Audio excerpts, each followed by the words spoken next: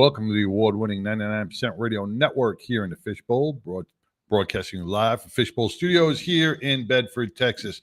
We are proudly sponsored by Glenn Lawson and the Biker Wolfpack. Oh, man, it's December 3rd, man. This year went fast. Holy crap. Man, we are wrapping it up for 2025, looking at bigger and better things for 2026. How you doing, Pitbull? Surviving Surviving 25. Yeah, but we had a blast so far this year. Man, I can't believe how much we've grown. And thank you to all the supporters out there and all the listeners out there for just backing us and being part of Radio for a Reason. Today's show we got Chido Ekwu. I'm glad you know how to pronounce that. The only reason I knew how to pronounce his name is because I asked TK when we were at the hospital. Somebody asked me, I was like, yeah, it's Chido Ekwu.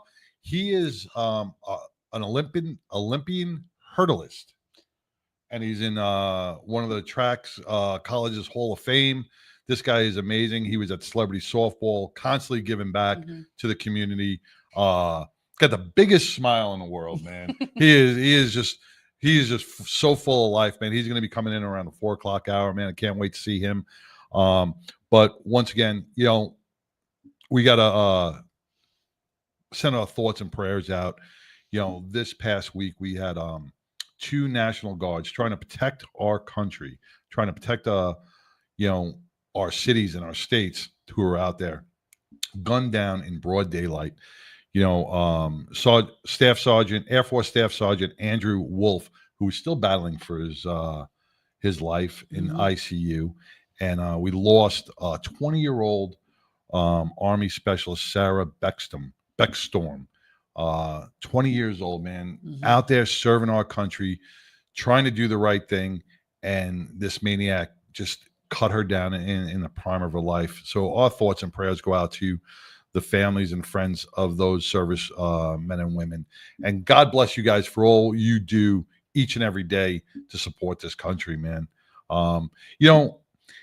It gets to me when I see that people are so against, and maybe I don't know, maybe I'm wrong. People are so against, ICE going out there and taking these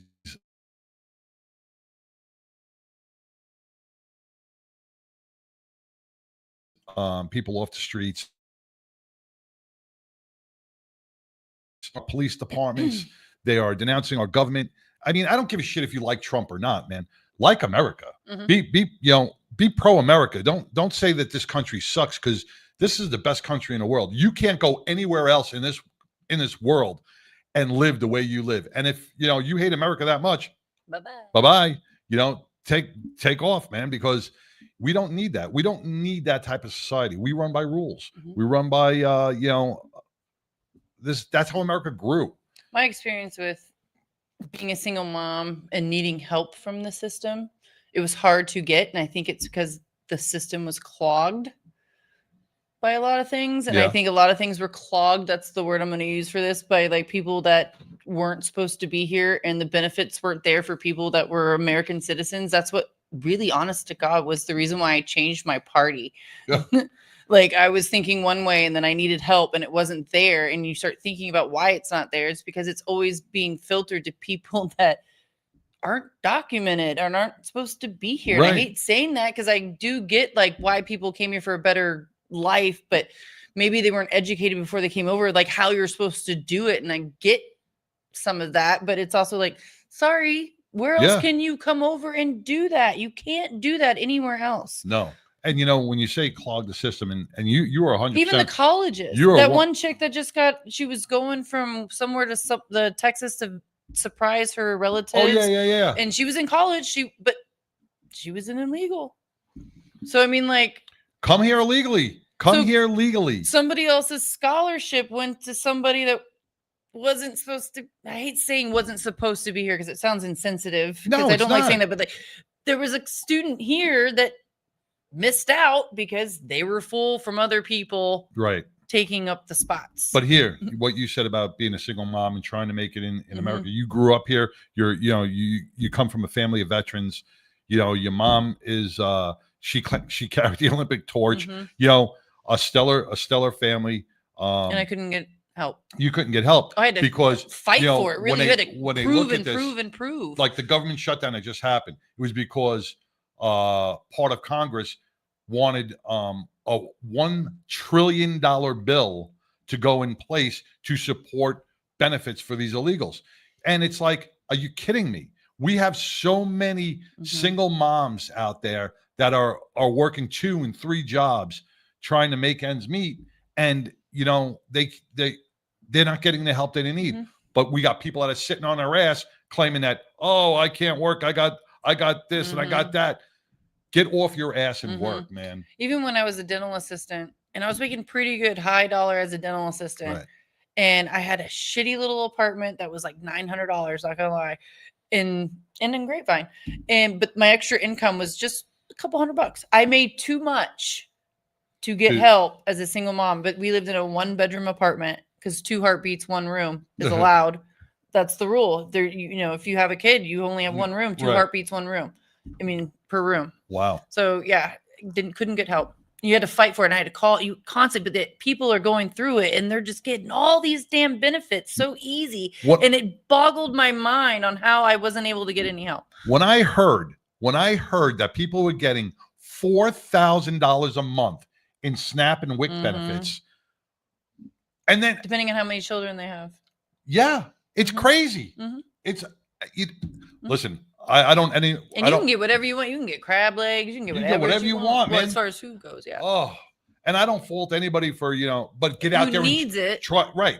You can't survive on it. It's not meant for you to live on. It's meant for you to just temporarily figure it out. It really. And then to see what happens with these politicians, just going for the criminal, backing up the criminals of society, and not backing up the American citizen who's going out every day and working. The only reason why people were pissed about their SNAP is because they're going to have to actually pay for their nails to get done. Yeah, right. Exactly. And if when I worked back in New York, we pull into the projects, and you would see cars, $70,000-$80,000 vehicles in the projects. They don't pay even in rent. The trailer park. Nobody's working. Even in the trailer park. Yeah, you got a Humvee sitting out the fucking double wide. Like, what? There's something wrong with that. There is something seriously wrong with that. Why should I go out, work 40, 50 hours a week and have to pay for your shit? That's not how it works, man. Get off your ass and do it. And then stop complaining that America sucks. Well, you got a $1,200 cell phone in your hand. And then I saw even here in Texas, we got people chanting in Plano, "Death to America." Well, isn't that the place that's trying to build the place? Yeah. Man, you let it go too long. What they call that, the Trojan horse. Yeah, you guys and thank God we need to be more aware. Well, and then they just caught that guy. They just caught that guy who was going to blow up a bomb here in TikTok Fort Worth. Thing. It was like going to be a TikTok event. They caught another guy looking to shoot up a college the other day. Man, these homegrown terrorists, we got to get them out, man, for the safety of the majority of our society. For the ones that are contributing back, like people that are here legally and stuff are contributing back.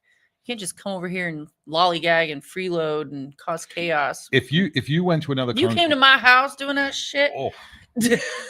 But if you went anywhere in the world, say you moved there, you would have to acclimate yourself to their rules, their Yeah, that's part of the fun of the traveling and cultures. Like if I'm gonna go over and go visit Europe, I'm gonna learn the culture. I'm gonna go there and I'm gonna okay, what right? Yeah.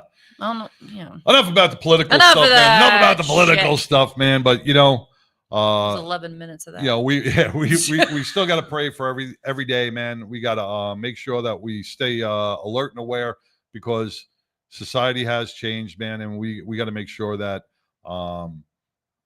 we are staying diligent. One thing that has not changed is our circle, the Radio for a Reason, and 99% Radio Network circle of foundations, organizations, businesses, motorcycle clubs, all around the globe who constantly give back to their communities. And one was today, this Monday when we were with Tattoo Mark. And we're going to talk about Tattoo Mark and the teddy bear drive that we did for the area hospitals right after this message from our sponsor, Glenn Lawson. We'll be right back. Hey everybody, this is Glenn with Glenn Larson Law and Biker Wolfpack Law. And I got one simple concept today. Don't be a tough guy. Don't try to do it on your own. And also, don't talk to the bad guys. So what do I mean? Don't be a tough guy means go get medical attention right away and tell the doctors everything that's wrong with you. Make sure to do that, because if you don't, it's going to mess up your case. Number two, if you have a problem with your roof, do you hire a roofer? If you have an injury situation and you need help, hire legal professional representation. Our firm is one of those firms, and we stand ready to help. Number three, most importantly, heaven forbid, do not speak to the insurance companies without legal representation. That's it in a nutshell. Thanks for listening.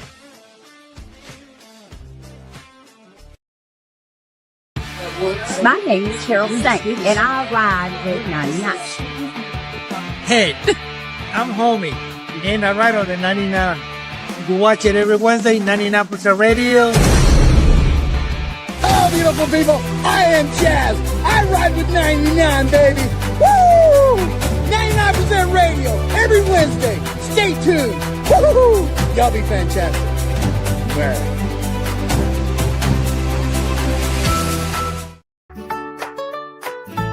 In the halls where kids fear to tread, Tattoo Mark Foundation spreads its bed with teddy bears and hugs so warm. Battling illnesses, they're not alone for long. It's all about the kids. It's all about the kids. The Tattoo Mark Foundation brings smiles across Texas. Teddy bears bring smiles to kids in beds. A foundation with heart won't let them be separated. Families gather, friends lend a hand. Together we fight and never stand alone. With every hug, a smile takes flight in the rooms where hope and courage ignite. It's all about the kids. It's all about the kids. The Tattoo Mark Foundation brings smiles across Texas. Teddy bears bring smiles to kids in beds.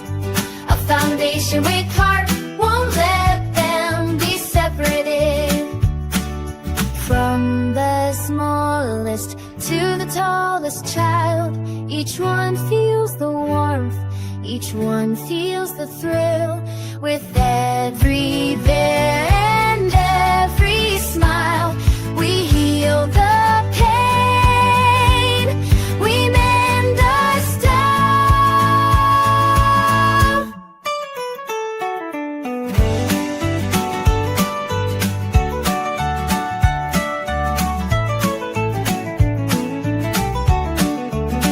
It's all about the kids.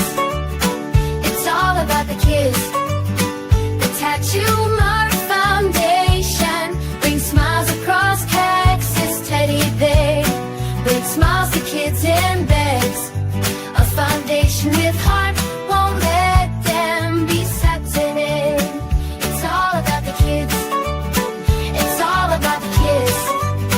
The Tattoo Mark Foundation brings smiles across Texas. Teddy bears bring smiles to kids in beds. A foundation with heart won't let them be separated. Hey, welcome back to the award-winning 99% Radio Network. Man, here in the Fishbowl, it's all about the kids. And this past Monday, it really was all about the kids. A year of collecting teddy bears through the car shows, through different events, through private donations. You guys helped out so much. That Tattoo Mark collected over 3,200 bears for the area hospitals, man. We went out to the hospitals this past week. What were the Cook's Children. Went to Cook's Children's, Scottish Rite, and Medical City's Medical City Children's Hospital. Man, what was your take on that? It was a lot of emotions. I'm getting chills just thinking It was a about lot of emotions because it was 3 different hospitals. The first one we went to had obviously more terminal kids because you couldn't go see them, which, you know, they Right. still got the bears. They got to see a little broadcast of us, like, you know, donating them and blessing them and They everything brought like some that. down to the lobby. Yeah, some of brought the them kids to the down lobby. Second one, you know, even more emotional. Third one, even more emotional. It just got more and more. And then it was a third one, though. I remember little boy Magnus. Oh, Big, yeah, powerful name, yeah. Magnus. You know, he's in there and he's just all hooked up, but he was just staring at everybody. And then there was Cora, little female, you Yep. know, that was in there, and she was just mesmerized by Belle. Just would Yes. not leave Belle like sight, just staring at her and just like watching them come to life a little bit and like kind of lose where they were at, the little babies, you know. Yeah, let's give a big shout out since you said you know, me and Pippo were honored to, you know, join Tattoo Mark. You played Mrs. Claus. Mhm. You played Mrs. Claus. I Patty was Von Claus. Patty Von Claus. I played the Grinch. But we had some great people there. We had Miss Mhm. Texas, Brianna We Smith. did. We had Miss Texas, Brianna Smith was there. Super Bowl champion Jared Smith, her husband. He really Can't get more Texas than that. no, but you know, he was a little outdone because he was like, "Hey, you want to try in the Super Bowl ring? You want to try in the Super Bowl ring?" They were like, "No, we want to hold the heavyweight belts." Yes. You know? Well, that and like he's such a big kid. Yeah, yeah. He was pulling the wagon. Like he was the first one. We want a bear. You know, it was funny when we took a break between going to the each hospital. When we stopped at David Buster's real quick. Mhm. You know, Yeah, he 30 minutes. beelined it. He beelined it right to the video games. he did. And he was at like one of the claw machines. I'm like, "You are a giant child." Mhm. And We're all like food. He's like games. yeah, games. And then I talked to Brianna. I said, "You know, your husband's a giant child." She goes, "You know, he took me." He goes, "This is where he takes me on date night to Dave and Buster's." I don't mind that. I don't hate that. No. Then we had you know, TK Tim Mhm. with Celebrity Softball, man. He really gathered all these celebs together. Mhm. Chaz Taylor and T-Ron, Mhm. Simply Bad, were The the kids hit. loved They were the hit, man. the wrestling belt. Yes. They Even were- the adults, the security guy Yes. got behind his desk. I was like, "Can I get a picture?" yeah. Yeah. It was You know, fun. and you know, we had Lauren Marie from The Chosen and Mhm. Jennifer She was Reed. Belle, and then Yep. she was Alice in Wonderland. Yeah. Alice. And you know what? I gotta say it, and I know She was like a really good Alice. Tigger will get mad at me, but she is beautiful. They She both really are. is. Yes, but I mean, both of them are very. But she is just flawless. She She looks looked like a Alice. porcelain doll. She looked like Alice. Yes, Jennifer really looks like a porcelain doll. She is. And you know what? I was looking at some Chop of her. liver over here. I was looking at some of. She's a radio sports commentator. Yes, she is. I would have never ever guessed that. Don't judge a book. No, and I've learned that. Don't judge a book. But you know, and Tattoo Mark was very emotional, and Santa you know, Tat. he really put this all together. And you know, Tattoo Mark's not And in the Letty. greatest health. And Letty, yep, Cha Cha Baby yeah, is the president of Tattoo Mark Foundation. yep, and The elf. But yes, Tattoo Mark, he put a lot of heart and soul into this. yeah, and you know, You could I- hear him coming a mile away. I don't think it was everything he wanted, but I think it was, you know, I think it was, everything went perfect. The hospitals are so grateful. Yeah, I mean, they were, because they have a lot of bears, because they're going to also give them to the kids that are coming through the ERs. yes, It's not just every kid that's there right at the moment. There are kids that are going to be coming into the ERs and showing up the rest of the month and going to be there over Christmas that haven't checked in yet, unfortunately. Yeah. I was astonished when the nurse told us that they treat over 400 kids a day Mhm. in that ER. Yeah. 400 kids a day. It's a metroplex. Yeah. I mean, you forget that you're living in a big ass place. But you know, because these kids not only come in with broken arms and bruises and stuff like that, but you know, Oh, there was medical some- yeah. medical issues that don't require them to be in the hospital, but they have to come in and get treated for Their an ailment, tests for- and their yes. monthly checkups, make sure Yeah. things don't come back, or maintenance on their device that they're wearing, or there is some things Yes. developmentally that they are Mhm. challenged with, that they have to be there sometimes weeks, days, and you don't know if they're going to be there over Christmas or not. That's so I sad. love some of the, because I was up there with Santa. These gifts that these kids were asking for, Cybertruck, flip like a phone. real one. Yeah. Yeah. And I'm just like, okay, what color? Like, I don't know. Dad, you make sure you get Well, these notes. Reach out to Elon Musk. Get that Yes. Cybertruck You over know to the what? That hospital, might man. happen. Come on, Elon. Those kids need a Cybertruck. Yes. But then there was some simple ones like, I just want black shoes. And you're like, oh, Aw. I'll get you black shoes. That's why the teddy bears mean so much. Mhm. And it was great. Like some kids knew exactly what teddy bear they wanted. They saw that whole table. Mhm. If you They could put that honed picture in. up, they honed saw in. Yeah, they were like, I'm gonna go for the blue one, or I'm gonna go for the orange one, or I'm Their gonna go for the favorite red one. colors or theme. Yeah, Yep. they honed right in. God bless those nurses. I do not know. I was a medic, but I don't know if I could ever work in that type of surrounding On a daily. on a daily. That has On a got to be the daily. hardest thing to do. Yeah. I know we only it's- saw like a taste of it too. We only saw like a small taste of it. But like when we went to the little baby one, that was the Oh. first place we went down was like the infant. the aisle. 4-month-old, and you Magnus. saw Magnus is one. Was he the 4-month-old? There was a multiple 4-month. Oh, the 4-month. I mean, They got scars and you're just all your the heart tubes is and broken. wires that were going through them. As a parent. Oh, but I love the parents were like, well, they're coming. They would put them in their cute little outfits. They're like, Yes. okay, we're gonna get pictures, and we got pictures of them and stuff. It was Yeah. so cute. I think it was also like, obviously they're 4 months old. They're probably not gonna remember us walking No. in there, but to see the parents, to see the moms and dads like changing them in their outfits, and they wanted to Yep. get pictures, and then dad's got to see a Super Bowl Yeah. champion walk in, and then mom got to see the beauty queen, and it was like, and then the wrestlers, of course, Yep. mom got to see the Super Bowl guy too, Yeah. Jared. But everybody got like a treat. It was a nice little treat for everybody. And then the Grinch, the kids Yep. loved the Grinch.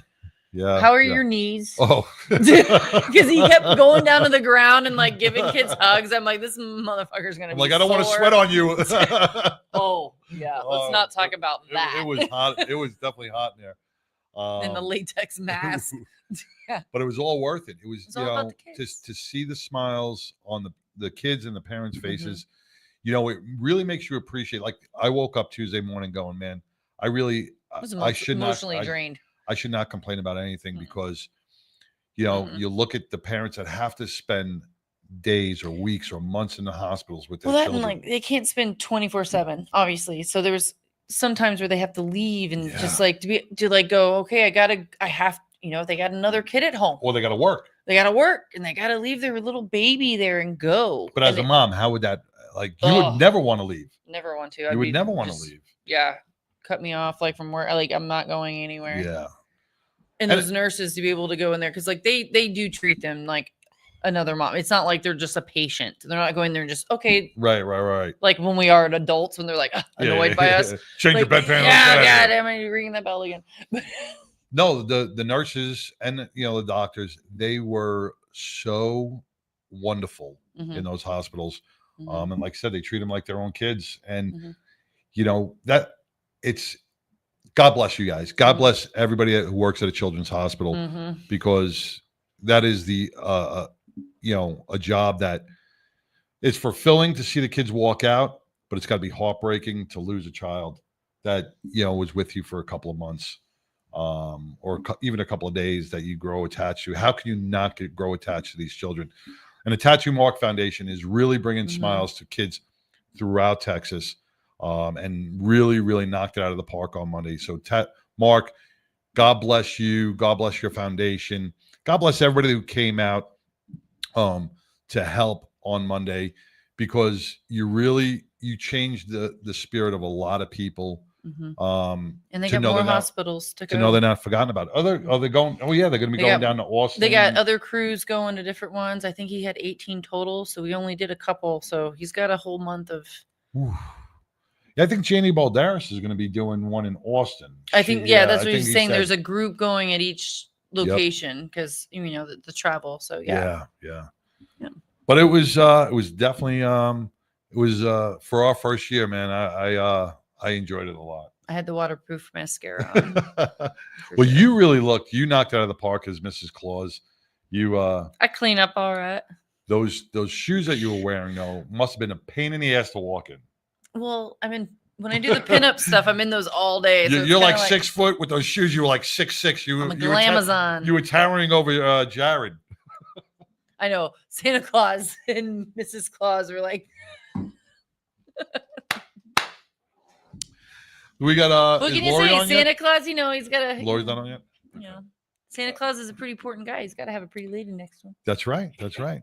But once again, man, thank you to Miss Texas Brianna Smith, Yes. Jared That Smith, crown is Super Bowl champion, TK, Chaz, T-Ron, Lauren Marie, and Jennifer Reed, and Letty, Cha-cha. and everybody else who supported throughout the year.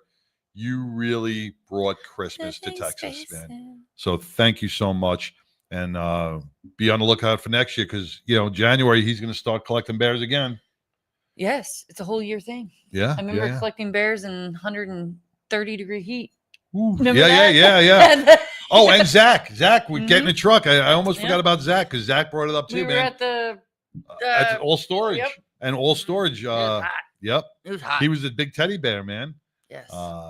Can't forget about him either. So we had a lot of people getting into this, and I'm sure a lot of everybody shedded the tear behind their masks or in their cars, and so it was a lot of fun, man. It was definitely cool.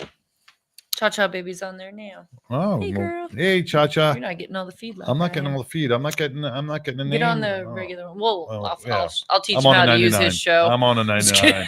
99. It's okay. Well, we're waiting for Lori because I know she was traveling to Vegas. So while we're waiting for Lori, let's talk about some of the upcoming events.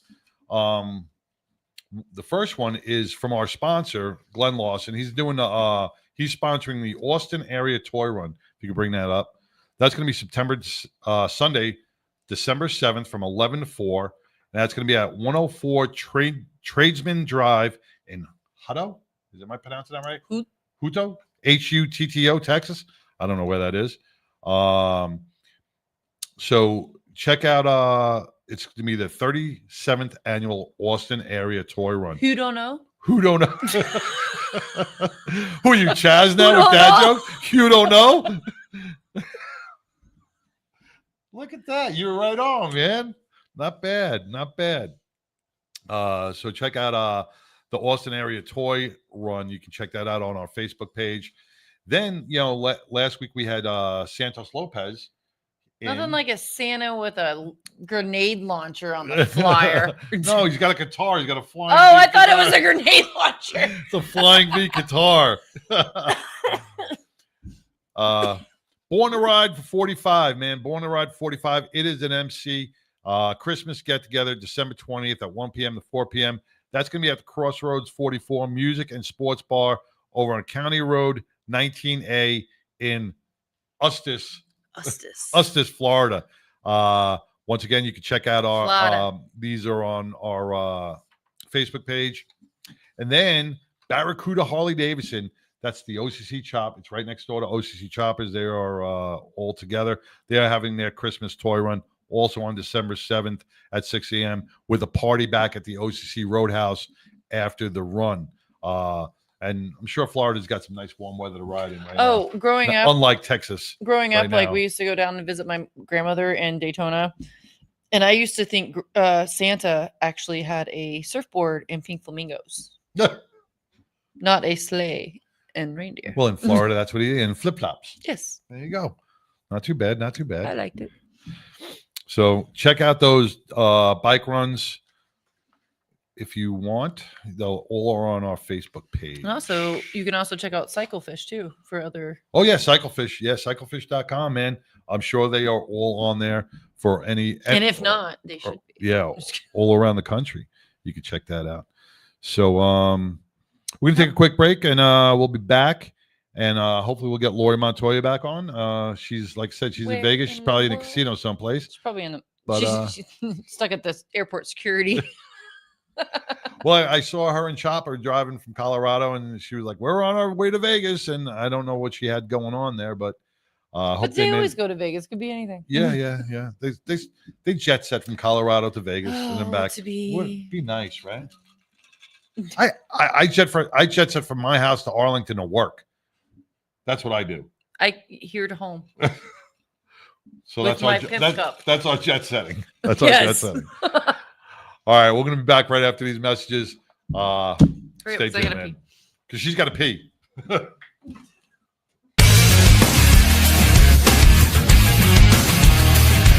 Hey everyone, my name is Alex Arkangelski, CEO and co-founder of Break Free Technologies, and this is Break Free, a motorcycle helmet accessory that easily mounts to pretty much any motorcycle helmet out there, and it's the simplest way to improve your visibility day or night.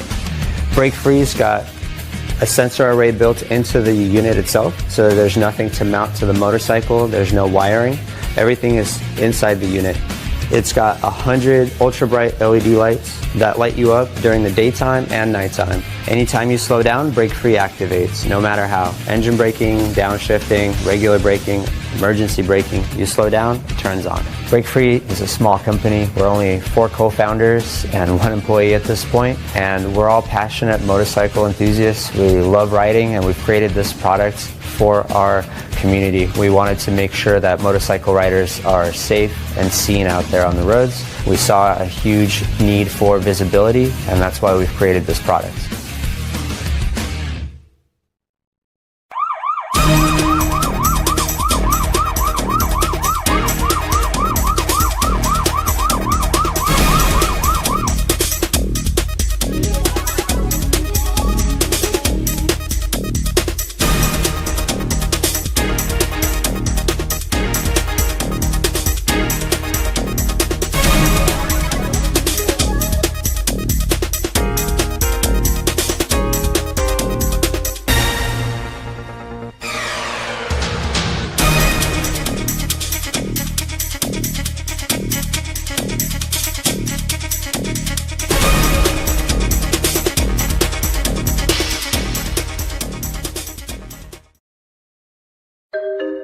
I was in an accident 12 months ago to the day.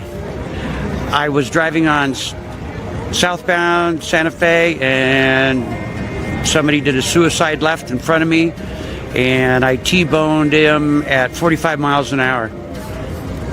From that point forward, I don't remember anything for the next 18 days because I was in a coma. She broke 9 bones, lacerated my spleen, put me in the hospital for 21 days. I remember none of it. Biker Down was founded in 2011 after riding several rides over the summer and seeing, tragically, my friends get injured. And I felt that there was a need missing in Denver and in Colorado for an organization that helped the biker community. As you may know, the bikers are one of the most charitable entities out there, and what we do is provide them a variety of services such as medical equipment, financial assistance if necessary, and a plethora of resources to help them stay afloat during the hardest time in their life, which is their recovery. You know, my biggest hope is that I'll never get another phone call that a biker's gone down, but you know, that's not realistic. So I think my true realistic dream is that we can help as many as we can help, because it is life-changing for them. Certainly donating and volunteering your time, and even if you can't do that, attend our events.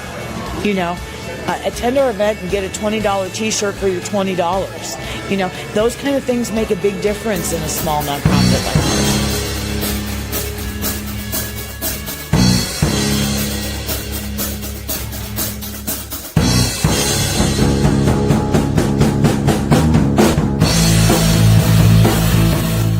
My name is Art Lee. I invented LifeVac to protect my family.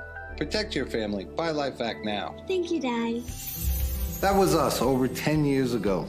Now, LifeVac is responsible for saving over 2,000 lives from choking. We started this company in our garage, just hoping to make a difference, because over 5,000 lives are needlessly lost each year to choking incidents. Help LifeVac on our mission to save lives. In the time it takes you to pick up the phone and call, another life could be saved. LifeVac's patented design creates a one-way suction to remove food or objects obstructing airways. All you have to do is place, push, and pull. And just like that, LifeVac can save a life from choking. Quite frankly, I thought I was going to die. The LifeVac saved my life in 1-2 seconds. Get your very own LifeVac now and get 20% off. Visit lifevac.net or call 877-LifeVac.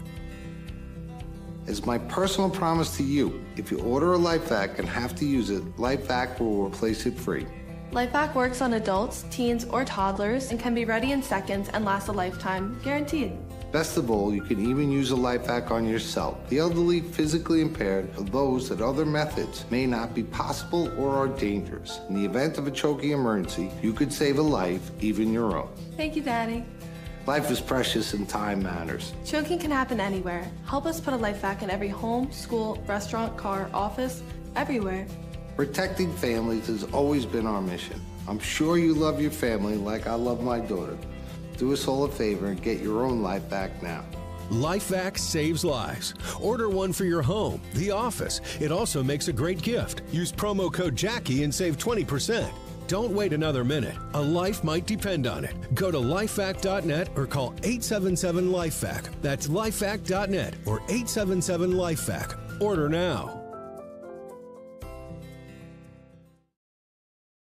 Hey, welcome back to the 99, man. You know, LifeVac is the anti-choking device that just the SP bill just passed here in Texas that all campuses and schools must have a LifeVac on their campus by state law. You know, it's a secondary device in case the Heimlich maneuver does not work. And we are giving away, once again, thank you to Equal First Aid. Tony Labatt sent us some LifeVacs to give away to hopefully save a life. And one could be yours. It's a $70 value. And all you have to do is to win is tell us how many lives LifeVac has saved so far. And if you go to lifevac.net, scroll down, you will get that number. So first person to scroll down and put that number in our comments will win the LifeVac here today. So go to lifevac.net and you can be bringing home one of these $60, $70 value LifeVacs to help save a life. So I'm trying to type. You're trying fast. to type. Well, while you're doing that, man, I want to. Well, first of all, the LifeVac. Get on back on that. Like, it's not only like a different alternative. To me, it like if you have it, it's the what to do because it's a less nerve-wracking, in my opinion. Because when you're doing the Heimlich, it's depending on the age. I mean, a young person in their 20s, get them right. You know, but a young one or an elderly. This is 3 elderly steps. Scares me. I mean, place, push, pull. Yeah, elderly, like because you're if you're in a wheelchair. Not sure, because like sometimes they can be a little dramatic and they're not really choking. I mean, not saying it like mildly, but like you don't want to go in at them if you're unsure or they really don't need it because they're gonna bruise. Yep. It's gonna be a whole nother thing. So like having something where you don't have to put the traumatic into their chest. And you know, and if you're like, you'd probably be a little scared to hurt an elderly. So if you had a frail elderly person, you're going to be a little worried. You're not going to give them that full force that they need to dislodge whatever is stuck in their throat. That's why LifeVac is non-invasive. It's just a plunger that you put on that face, place, push, pull. I know a lot of moms have it in their car because you got kids in the back seat. They're eating because you're giving them food like this, and you can't get there. But then you hear something, you're like, oh, and then you get him out of the car. By that time, to get him out and do all the old school, all that, you could just. So a lot of moms have that, and I think it should be in nursing homes. Yes, should be a place. Agreed. Schools and nursing homes should be like staple. Well, right now in Texas, Governor Abbott did pass the bill that all schools and college campuses must have a LifeVac on their property. So once again, go to lifevac.net, scroll down, tell us how many lives were saved so far in the comments, and you will win this life hack to hopefully save a life. So we will, until we get that answer, we will just keep Holding it there. and just moving on. Did you see my pimp cup? Yes, I'm gonna show that's you your my Christmas Snoop cup. pimp.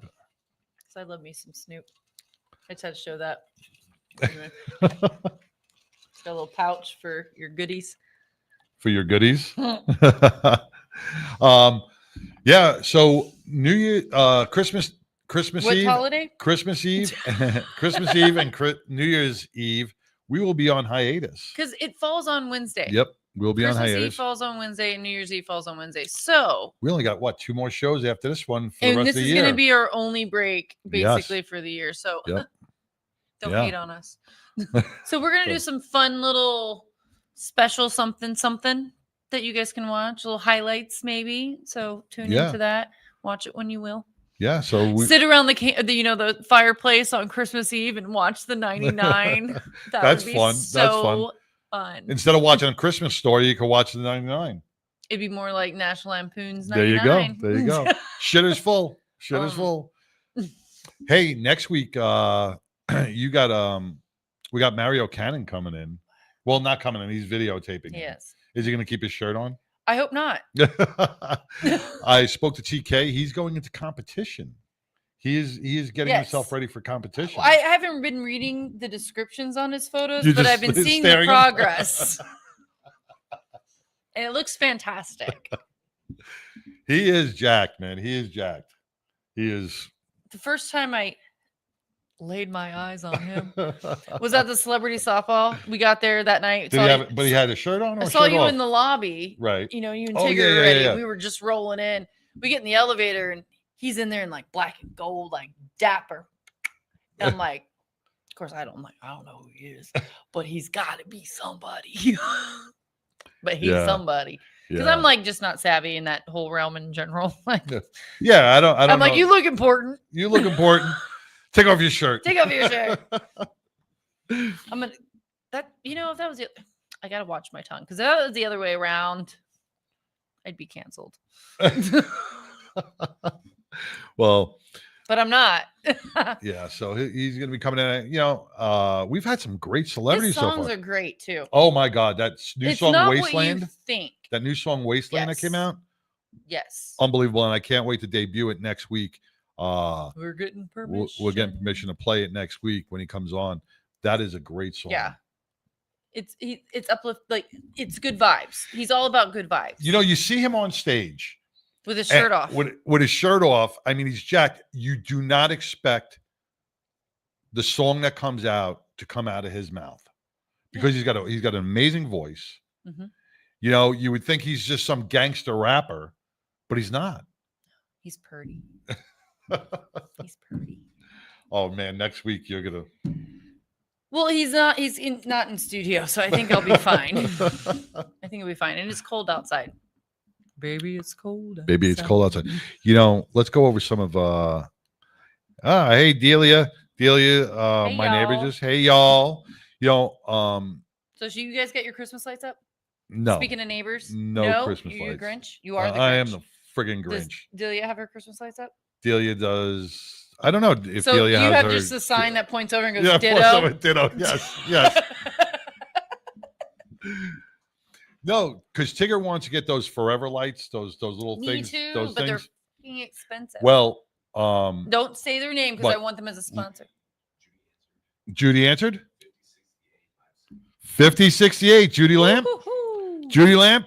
All right, Judy Lamp, 5068. Yep. Yes, you have won Winner, the winner, life chicken hack. dinner. And I will get this to you, Judy. Thank you. Go to lifehack.net.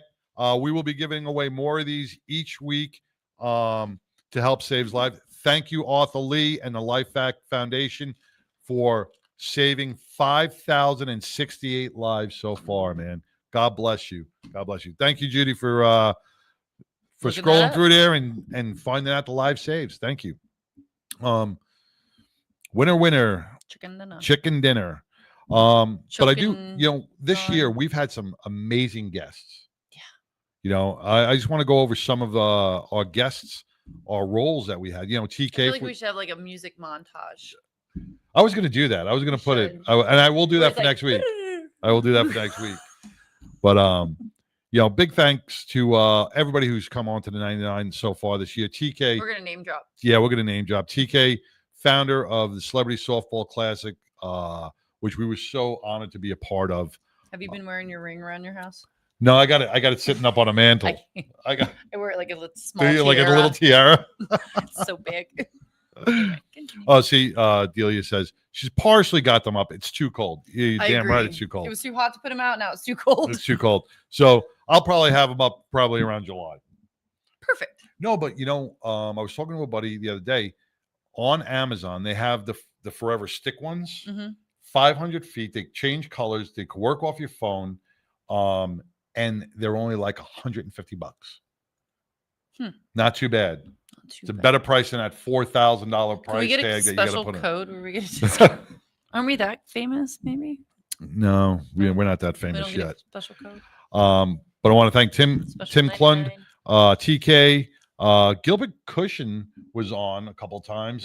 He is with the Chosen. We had a lot of staff a lot of actors from the Chosen on, which is an amazing show. He always makes me feel very positive when he leaves. He does. He is a Like mentor. he makes me want to go to church. That says a lot. He does bring that He's out. probably going to show up right now and be like, "Let's go, let's go to church." But Gilbert, man, he is somebody who's always uplifting. He's mentoring. And he was my son's hero at the celebrity softball because he wanted some autographs, and there was a certain someone that was a little yeah, to get an autograph from. And so, like, of course, Tattoo Mark's like, "Just go down there." And I'm like, "Okay." Tattoo Mark's like, "Just talk to him." I'm like, "But no, he's intimidating." And then I'm like, Gilbert, hey. He's on his team. Yep. He's on his team, you know. I'm like, "Hey, we're in the dugout." I'm like, "Gilbert, my son wants his autograph." Gilbert looks at me like, "Okay." Because he was even nervous. He's like, "All right, I'm gonna do it." And he goes over there and hey man. And he got the autograph. So I was like, my son was forever. Like that was the only thing my son But came him for. and the other guy you got the autograph. Well, that too. The Diary of a Wimpy Kid. Diary of a I said Wimpy that Kid. funny. Yes, there was a lot of people, but it was because he's a football guy and his grandpa and them, they watched that person and it was Oh, you could say T.O. Can I? T.O. Yeah, of course. T.O. was out there, man. He was doing his thing, and you know, It's a little intimidating to get an he autograph. he is. She's like, oh. Because I think you see your son like all like, and you're like, what? I think even some of the celebrities that were in the dugout were a little intimidated by him. But anyway. but he came out and he supported, and you know, 28 different charities, made a lot of money. Got so a lot much of fun. donations from I have to TK. say, y'all need to go out next year. There's plenty of seats in the stands. The tickets are cheap. Yep. You get to go out there and get autographs from all your local celebrities and people that are even not from around And it's fun to Texas. watch him play. It's fun. It is fun to watch him play, man. Because there's a lot of antics that go There's on. a lot. It's not yeah. just a regular game. It's Yeah, like, there's a lot of antics that go on. what's that new baseball stuff that they got? The kids are Oh, the obsessed- banana bowl? Yeah, something like that. There's little antics like that. You know? But this is a lot more fun. Yes. There's a lot more there's fun. a lot more famous people. Yeah. And us. Yeah, and us. And then we got Roy Davis and Mary Stafffield with Roll Call. Yes. Man, I mean, right here in the DFW area, Love if me some you Roll have Call. you have to support Roll Call. I mean, all our veterans from almost every era. I'm going to be is out getting them there. to come on here soon because I recently joined their event board and to help them out. There's an event coming up in April. I will have more details. It's just in the works, but I will have them come on and explain what is in need for that coming up. But they always have events coming up. They have a monthly luncheon. This month obviously is a little early because of the holidays, so it's this weekend, but check in for next month. Go to roll-core. Roll-core.org. Yeah. I have it on my page. Yeah. Our page. But yeah. You know, I was scrolling through TikTok the other day, and there was so many interviews with Don Graves. Mm-hmm. He was on so many different podcasts, and one of the podcasts he was on, he was just going over what the Iwo Jima storming the beach, and he was, you know, a flamethrower. Going through it, yeah. He was a flamethrower. He went on the beach with I think 300 other men, and only 18 came off. Only 18 came off, and he was at the iconic flag Oh yeah, raising. he was in like what you see in the movies. Yeah, He was in it. Yeah. Yeah. So when you see him, it is like legit hero. I mean, he's an iconic person, and you'll meet so many if you go and to what's roll cool call about and being just be a around part here of is that. like you get to like because they're here in roll call. It's a local community, but you get to go to your local places and you run into heroes like Don Graves at your local 54th Street or something like that. And, and you know, they're around, so you got to go up and recognize these heroes that are around you. And you said the proper word, recognize our heroes. You know, because I don't think we're doing it enough. I mean, they're wearing the hat. They wear it proudly. Yep. I mean, you notice them, and even if they don't, you know the statue. They walk. You know, they got to walk. You know, our heroes from World War II, we're losing them. They're dying off. I mean, they're up in their 90s, and some of them have surpassed 100. God bless, they're still with us. But the history of America is based. They are the greatest generation, and to sit down with them for 5 or 10 minutes or 20 minutes, because they'll get stories like that. You want real history and talk to real American pride, man. Those are the World War II generation. God bless them, man. Thank you, Springer. For what? Well, he was in the service. He was in the 82nd. I thought he was he was in the 82nd. See, she doesn't even know. My husband. I'm like, what are you thinking of for? Yeah. Yes, he was in 82nd Airborne. He was in jumping out of planes. Yeah. His dad was a Vietnam vet, Agent Orange. You know, my dad was a full bird. And that's why it's to thank these. Your dad's going to be coming on here, right? He actually is. Yes. That you bring that up. This so year I've or been next year? asking Next my year? dad to come on because he lives in Pennsylvania and he's had this little charity. I don't know if I should even say little, but he's had this charity. I say little. He lives in small town in Pennsylvania. He's had this charity called Homeless Matters, and I'm like, well, you should come on. I mean, you're a veteran. You got a charity. Right. Him and his wife have a charity, and he's always kind of not declined because he's not a social as like my mother is. So I get like that's where my dual personalities come from. I get very mellow and very my mom. And so he actually said, he was like, I want to come visit and can I come on your show? I was like, absolutely. So he's gonna come down. He's in a Super Bowl. Nice. Okay. So a man's holiday. He's gonna come down and visit for the man's holiday because it's also my husband's birthday around Super Bowl. So we always do a Super Bowl party. It's my husband's birthday, put it all together. So he's going to come down and they'll do that Wednesday after the Super Bowl. Okay. He's going to come on. Very, very cool. Yeah. I get to meet the Colonel. Meet the Colonel. I'm going to bring a bucket of fried chicken. Hey, want to welcome Zach Capel with Get in the Truck, man. You know, Zach was he's the one who took all the videos and all the photos for Tattoo Mark over at this Monday. And you put together a great montage. Go to Zach's page, and you can see all the amazing interviews that he did, all the pictures. Zach Get in the Truck. He's now on the Faith channel. Yes. Zach, what channel is that? If you can put it into our feed, so people can watch. I think he said it was channel 77 or something. I don't have it written down. I don't remember offhand. But Zach, if you could put that into the comments so people can follow you, and we could share that out. So yeah, Roy Davis. Get in the truck and we ride on the 99. Yeah, we ride on the 99. We get in the truck when we get in the truck when it's cold, and we ride with the 99 when it's hot, man. Or that. Yeah, all that. Roy Davis and Mary, great over at Roll Call. Then we had Mike Kislak, former Dallas Cowboy. Him and Aaron Wild are always doing amazing things. Want to thank both of them for being a part of the show. We had the biker dad, Chris Best, on. He's traveling all across the country. Then we got Janie Baldaris, who, we just took on as a segment host, and she's going to be on the 17th. She's going to do a half-hour interview from Round Rock in this country music star's home. So can't wait till the 17th to see that. That's going to be a lot of fun. It's going to be like the episode of Cribs. It is. And she's going to play some music. She needs to look in this fridge. I want to see what's in this fridge. We'll tell her to look in the fridge. But the home that she's going to be doing this at Round Rock, it's a 70. It's like a 70s styles home, and Of course it is. a lot of people do like a lot of movie shoots. Bet you there's a sunken living room with a fireplace. I got a sunken living room with a fireplace. with a fireplace. You do. I do. I'm so It's retro. gangsta. Well, I'm not gonna have a sunken. You living got rid room. of the carpet though. Yeah, I bet yeah, it did yeah. have shack carpet Yeah. at some point. Yeah. Well, January I will have no more sunken living room. I am getting that raised up. So, Janie has been an asset, and thank you for bringing in the country music to the 99. So that's going to be a lot of fun on the 17th. Chaz and T-Ron, Simply Bad. Have you followed T-Ron? Mm-hmm. Inspirational.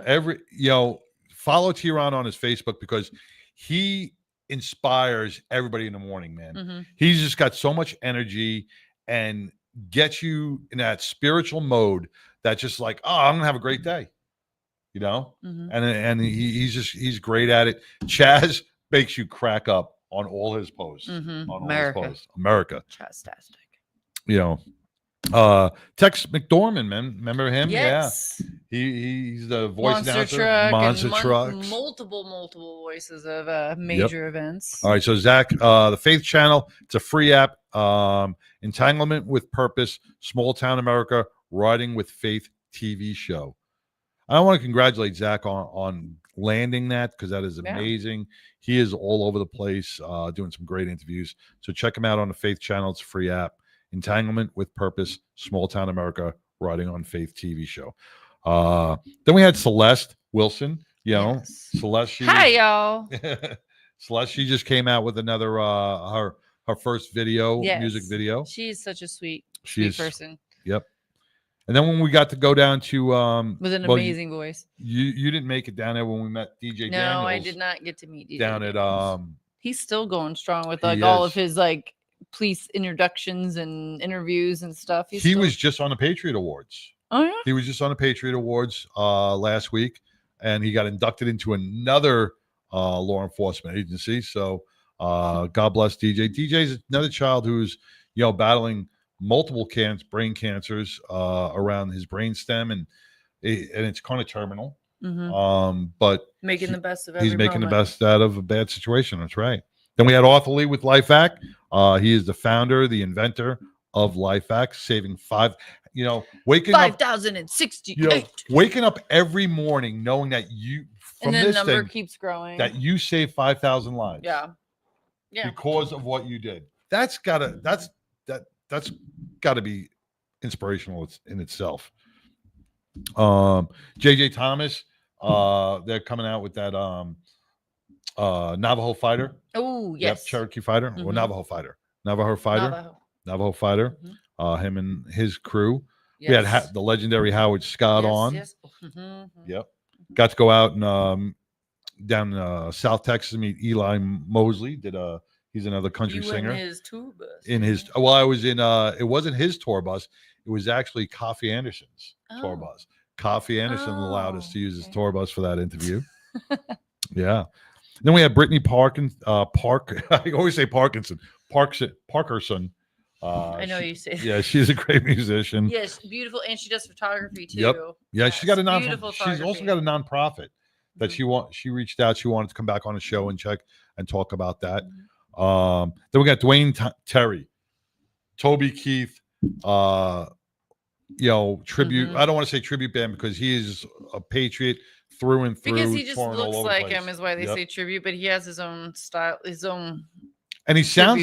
He sounds like Toby. He does. He looks a little bit like Toby. I get the tribute part. Yes. Yeah, you don't want to say tribute because but he's tributing it all to the troops. Is Right. why he wants to keep doing this because Toby Keith did all the stuff with the troops. Yep. And that's why he's keeping it up with that. Yep. And then Lindsey Graham, she is a blast. Patriot Barbie. We had her on last week. She is just She's an a amazing. badass. She is a Patriot badass. I saw her video today. She was just sitting in she was sitting out in her backyard yelling at her husband to do work. So it was a lot of fun. All right, man. We're gonna next year's gonna be great. Let's see. Cheeto. He's not here yet. He just texted me. Running a little late. All right. Okay, we like to chat. Yeah, we don't mind. We're right. chatting. We're talking to some of our listeners here, and getting ready for the holiday festive Showdown. times. And Yeah, holidays can be tough. It can be positive or negative for people. So always be mindful and know your surroundings. how's with your people. household? My household's crazy. Yeah, My household's crazy. is Maxwell excited about Christmas? He's super excited. He's like in elf mode, which I have to do the damn elf on the shelf. I thought he was going to be outgrown that, but we're 10. We're still doing it. Yeah. So yeah, it's like the 6 a.m. The elf, and I gotta like throw him somewhere and stick him somewhere and throw some flour and make it look like important. Don't listen to this, my son. No, if you're not watching. But yeah, but about you deal with people that also have hard times during the holidays, so be mindful. Yep. Of that as well. A lot of people don't show it. When you're out there doing your holiday shopping, pick up a couple of extra cans of whatever, vegetables, or even canned goods, toys too. So canned goods, toys, right? And drop you them. always drive by and you see something, or you like the other day before we did the Tattoo Mark Foundation, we're in the parking lot of Denny's and he pulls out a freaking sleeping bag because there is a lot of homeless down there, and he just pulled out one, so he had it there with him. So Yep. I mean, and that meant a lot to that guy. did. That meant It a lot did. to him because it was cold and Mhm. he was just walking, and I had it, so I try to keep like those rolled up blankets or. I have some backpack, or they're not backpacks, but they're bags that have like either water and sanitizer and baby wipes and stuff. Have a couple of those in your car. 5 of them, 2 of them in your car. You're at a stop sign. You always see them at a stop sign or a stoplight. Pass them that instead of the money. Yeah. I want to welcome Alton Wells, Spokes for Hope. He's just checking in. Thank you, Alton. Bridging the gap between the police officers, our law enforcement, and the community. He just ran an amazing rodeo over at Cabela's in Fort Worth. That was a lot of fun. They had law enforcement all the way from Beverly Hills competing in that competition. Beverly Hills. Yeah, Beverly Hills, California. They all came out. They had hundreds of bikes out there showing off all their skills. So thank you, Alton, for doing what you do as well. So let's take a quick break. Let's, we were talking about Janie Balderas, and she's going to be on the 17th with her segment. I love this song, and we have permission to play this, Facebook. We have the rights. The Whiskey and Jesus. We're going to play a little Whiskey and Jesus. I need or is it some Jesus and whiskey Whiskey? and Jesus. Is it Whiskey and Jesus or Jesus and Whiskey? Well, if it's not, that's what I'm going to name it. Whiskey and Jesus. Let's all get some Whiskey and Jesus in us. We're Janie Balderas, country music artist. We'll be back after this. I've been through heartaches. I felt the heartbreak. I know what real pain feels like. There are no words to describe how it feels. Whiskey will do tonight. Don't even judge me. You don't know me. Jesus knew me for so long. Even in bad times, I found a good time living this country song. Whiskey and Jesus, they ain't the same. Whiskey just numbs the pain, but with Jesus it'll last a longer time, more than just one day. And whiskey and Jesus, they ain't the same. Whiskey just numbs the pain, but with Jesus it'll last a longer time, more than just one day.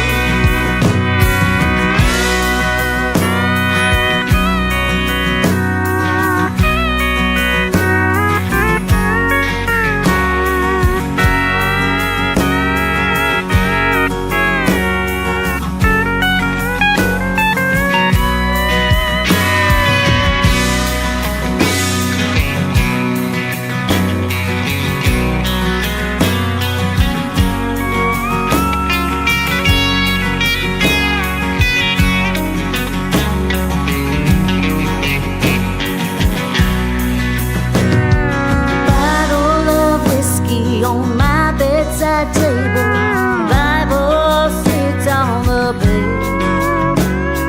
Guess I'll be drinking a few glasses then. Read what the scripture says. If you want an answer, get on your knees. See what he'll do for you. He can move mountains and calm the sea. He'll do the same for you. Whiskey and Jesus, they ain't the same. Whiskey just numbs the pain, but with Jesus it'll last a longer time, more than just one day. And whiskey and Jesus, they ain't the same. Whiskey just numbs the pain, but with Jesus it'll last a longer time, more than just one day. But with Jesus it'll last a longer time, more than just one day.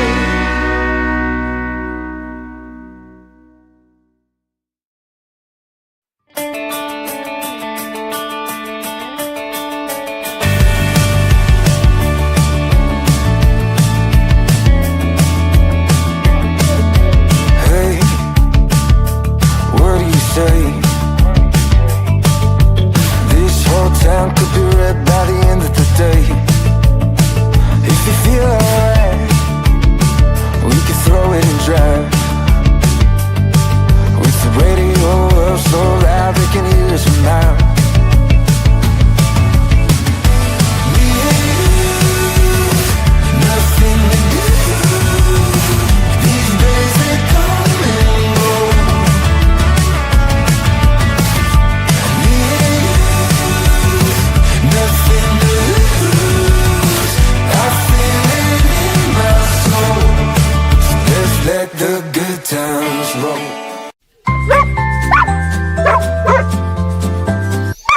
Here at 1010 Aussies, we're going to find you your forever pet. We specialize in miniature and toy Australian Shepherds. All our pups are pet and family friendly. They're socialized, basic training, and a health guarantee. Check out our miniature and toy Australian Shepherds at 1010aussies.com or call us at 817-213-6698.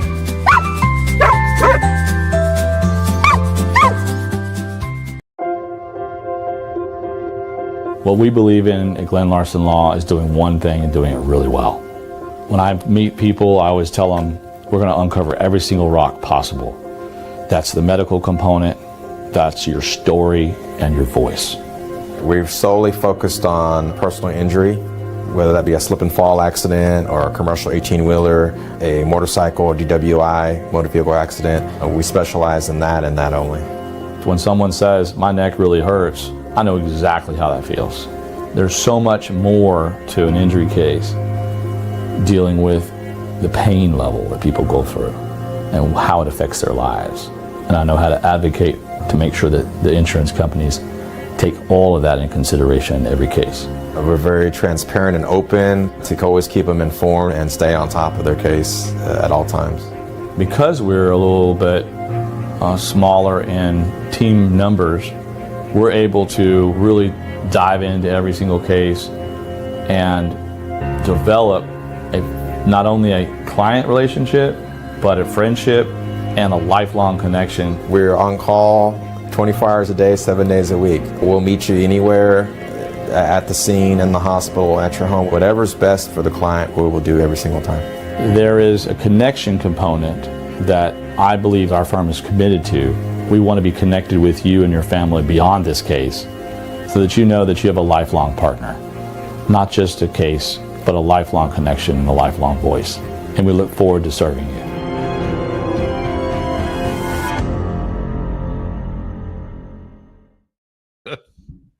You can correct. Hey, welcome back. You know, it's a show of calamity errors today, man. Chido's going to be a little bit late. He got in a little traffic. You know how Dallas traffic is, but he'll be coming on very soon. as soon as, hopefully by We're not 4:30 lying. I'll be He here. really is coming. He is coming. There is a Chido Ekwu. There is. Truthfully, there is. Woo. The breath of like. Yeah.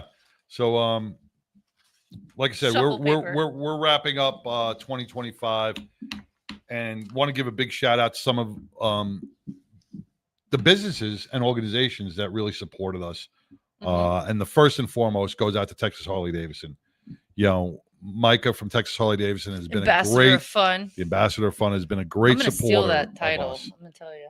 Oh, I yeah? think that should be my title here. You want to be the Ambassador of Fun? Of 99. Are you fun? Ambassador of burping. You burped on air. What's next? Farting? Yes, folks. Pitbull just burped on air. Talk about Christmas bloopers. I was only going to do your expressions, but now we got your burp on air. I was building up such an impactful response that it just Oh, the demons. You never know what's going to happen on the 99. But Texas Harley Davidson. Not only is it a great place to purchase your motorcycle, it's a great place to go there on a Saturday if you have a bike. For free go beer. and go hang out, get your hair cut, Yes, meet the some of the barber's Hog members. There's always something going on. Texas Harley. They do the Friday night rides, the dinner rides. And the staff in the merch department is super helpful. I'm not just saying that because I buy a lot of stuff. They actually are helpful. They're not hounding over you. They're No. not like, it's relaxed, but they're just like, you need anything? Find me. Yeah, and if you want to just go stop for a cup of coffee, Mhm. and they got I those love beautiful the- leather couches. The little snack area. Yeah. Where it's like a vending machine type area where you can slide your card, get all these kind of snacks and stuff, sandwiches and all that. And coffee's free. And coffee. And Coffee's sometimes free. when they have the coffee's beer free. tent, you can get a beer for free. But you can go into the barber shop and get beer. He's got a beer on tap all the time in the barber shop. For you get a haircut, get a beer. Maybe you should get your haircut. Oh, I got a kid I can get a haircut with. Bring Max down there, get him a I haircut. just sit there and drink with him. Don't worry, Max. You're gonna get your haircut again. Again, every 2 weeks. Cut it slow. Yes. Cut it slow. And then Indian. Yes, Indian. Indian motorcycles, another one. We love Indian and Harley. We love them both equally. Indian has been a proud sponsor of the Pediatric Brain Tumor Foundation for so many years. Homie and Friends and Alitas do their annual. I think it's almost 20 years so far that Homie's done it for the Pediatric Brain Tumor Foundation, and Indian Motorcycle opens up their doors each and every year, and they run a wonderful. This year we had some rain, but we still had about 75, 80 bikes, which was pretty good. Yes. For I a got to rainy, watch the crappy rain from day. inside Indian. Oh, yeah, that's right. And I was yeah. getting tattoos while you guys are in the rainstorm. Oh yeah, you would. You got your tattoo. Yeah. And all that money went back to the Pediatric Brain Tumor Foundation, and that's what it's all about. It's about giving back however you can. So thank you, Texas Harley and Indian Motorcycle, for everything you do. And once again, Alton, I had your name on the list for Spokes for Hope, really bridging the gap between law enforcement. And they started something. They gave some bikes to the Thin Blue Line LEMC last year. They gave 10 bikes away, and they went from a D-rated school to an A. It really inspired the kids to really study hard. When you and bribe get them. when you bribe them. But some of those kids, when I spoke to Hobo, he was like, when they found out that there was a chance for them to get a bicycle, they were like, I never had a bicycle. There's a lot of kids that haven't had one. It's crazy. Never had a bicycle. And what Alton and Greg do for these kids, it's amazing. And it changes the whole trajectory of their life sometimes. It does. Just by giving them a bicycle. It's like not a huge gift. It's not like giving them a But it gives them their Cybertruck. independent. Yeah, it gives them their independence. It gives them a lot of confidence. There's a lot with a bike. Yeah. It means a lot to them. It means a lot. Then we got Gordon Melton with Hunting with Soldiers, taking out our combat veterans out on hunting excursions. And that means so much to our veterans because, they get out in the wilderness. They get to shoot things and they get to bond with each other, you know, and he runs, you know, hunting excursions all over the place and it makes a difference with the parents as well. It does. You know, like I said, Alton, you're changing so many lives, and me and you have spoken. You and Gregory do so much for the communities throughout Texas. It means so much to the children, and just like Tattoo Mark, man, bringing teddy bears to the sick kids, you are bringing bicycles to either underprivileged kids or kids that can't afford the bikes or whatever, and you're really putting smiles on the kids and that faces, and that's what makes a whole difference. That makes it makes a huge difference. And then we met some great organizations through the Celebrity Softball Classic when we hooked up with the Green Star Families of America, you know, and Natalie, Brent. Yes. I actually met Natalie at a current event. We were at the Pinups and Pistons. And Green Star family came down. Oh, okay. And they came down. We didn't get to talk to them too much because we were hosting the event, and it was just me and you hosting that event. So we were running around crazy. That was actually the first time I met Natalie very briefly. So when we were at the Celebrity Softball, it was kind of neat. Because she mentioned Battling Betty's. I remember, and I was like, oh yes, and because she was dressed in pinup a little bit too. So it was like, you know, we're both not in pinup. Right. Like, you look familiar. And so it was kind of neat. I didn't know she was there. Yes. Wow. They were there with a group from Oklahoma. Okay. And so they came down with them. And so now we've made the connection with Battling Betty's and them. And we're hoping to help bring them to Texas and get their cause out a little bit more, or a lot more down here, and get some more, you know, awareness to their cause. Well, we're going to do that in 2026, January 24th at Texas Harley Davidson. Yes. For the Green Star Families of America and Heroes in the Sky. James Collins, he's a veteran. He does memorial combat vests with 19 heroes' names on it who have taken their lives taken their own lives due to the mental illnesses that they sustained through battle or through job-related injuries through our first responders. So we're going to support Heroes in the Sky by donating. The 99% Radio Network is donating one of those memorial vests to Texas Harley Davidson, and it will have 19 heroes' names on it. And Natalie, Brent, her husband's name is going to be on there, who he lost his life. I think it was 3 years ago. And, you know, that changes you forever. And that's going to be at Harley forever. It'll be at Harley forever. Yeah, so that's going to be more to come on that. That's going to be a place January to go, 24th. like when you go to Harley for all of our veterans. There's a lot of veteran riders and non-veteran riders that give respect. So you're always going to have a place at Harley now, Texas Harley, to go and give respect. Remember. Yep. It's because, you know, when you read their name, when you look at that vest and you read their name and you see their name and it goes into your head, it shows that they're never forgotten. And to be at a place like Harley, that's pretty cool. That it will be the first. It will be the first memorial vest here in Texas. James Collins said. I didn't know. So it's the first one here in Texas. So I am, you know, the 99 is so proud. 99 is so proud to be able to donate that memorial vest to them. Then we had Angels Men's Health. Remember when we had those guys in there? You know, there was a lot of dick talk that day. It's all about the testosterone. All about testosterone, man.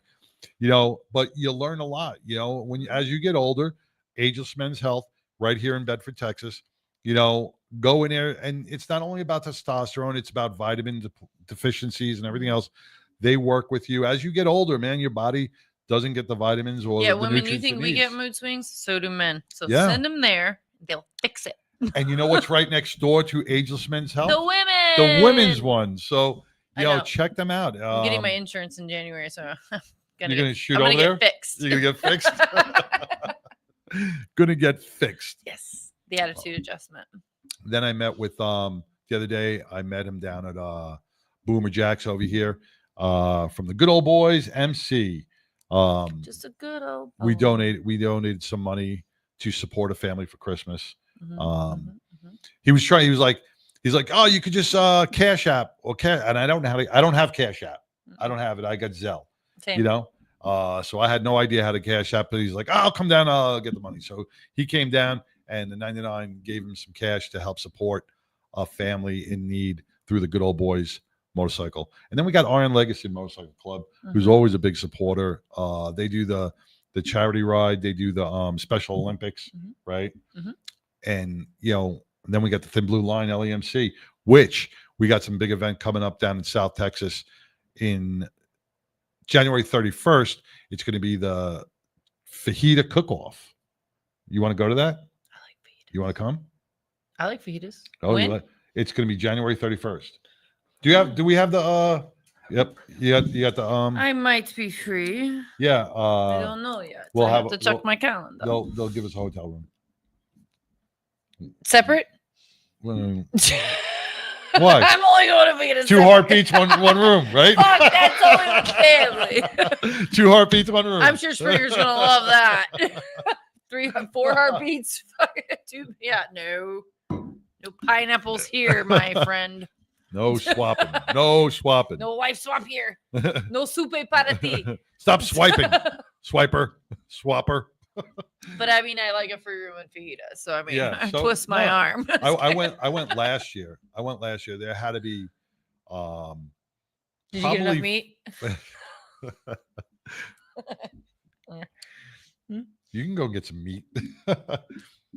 Well, I mean, they had about 50 or 60 smokers out there, different clubs and organizations out there smoking their meat to be the best Nothing in smells Texas. better. I'm not gonna lie. Like on the weekend, even if you're not doing it, but your neighbors are grilling, and Smoking. you walk out and you're like, Like Springer fired up. I know. Well, Get out of the I'm garage. actually the griller. Are you I'm really? the griller and smoker and cooker in my house. I am.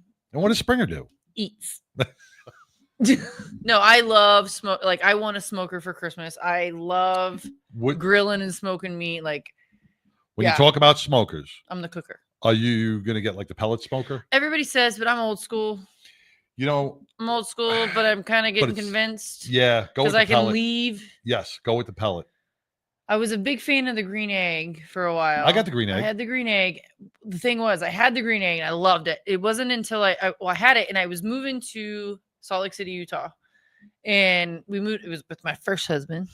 And we went up there and it was first day of college football. And all I Right. wanted was to get the fucking green egg out of moving boxes and grill meat or smoke meat that day. Right. So early morning, 4 a.m., I'm in the garage. I'm smelling the boxes trying to find the green egg. And I find it because I have everything to do everything. So I'm just need to get the thing. I open up the box and I look into the box and it's the feet looking at me. Oh, so- And it's shattered. oh no. Completely shattered. Oh, 'cause Upside down. It's porcelain. It's like a. It's upside Yes. down. They cracked it. I had insurance on it, but it's football and Oh. Alabama's about to play. Oh. And I got meat I got to put in the oven now. Oh. You know what the green egg is great for cooking? Everything. Pizza. Pizza, smoked Pizza. chicken, smoked Yep. turkey. But go with a pellet because you don't have to sit there out there with the wood. See, regular smoking with the wood is good if you're in competition. I like the constant having to tend to it. Oh, really? I do. Okay. I do. I like Like for 12 hours to I be like out there. tweaking the temp. I like knowing where it's at. I like Okay. knowing if I'm getting the caramelization or if it's too hot, yeah, I like all that. Here, Chris Kogan, Thin Blue Line LAMC Dallas chapter brought home the grand champion last year at the cook-off. Well, Now- what'd you cook? Oh, Tell me well, what you cooked. What'd last you win? year it was fajitas, right? Chris, it was But fajitas just last year. and I like think- chicken fajitas, beef fajitas, like is it overall Oh, fajitas? They Did you cooked- get vegan fajita? no vegan. That's not a category, Yeah, yeah. please, God. No vegan fajita. What is it, like But it mixed was an vegetables? amazing competition. Wouldn't that just be Congratulations to you guys, Dallas chapter, for doing that. But you walk around the parking lot, and not only that, they have so many vendors out there that you can walk and shop, and then they got parking lot party. music. They got a DJ, they got a band, and then you walk around the parking lot, and you just, 50 smokers going off, and everybody's cooking, and you're taste testing. Oh my God, it is the most amazing event But ever. your clothes reeked when you went home. Oh, but I in loved a it. good way. I loved it. It was. Got to put them outside on the porch because it's all smoke. Oh, it was Love that. great. It was great. I like it. That's what I love And about they Texas. take so much pride.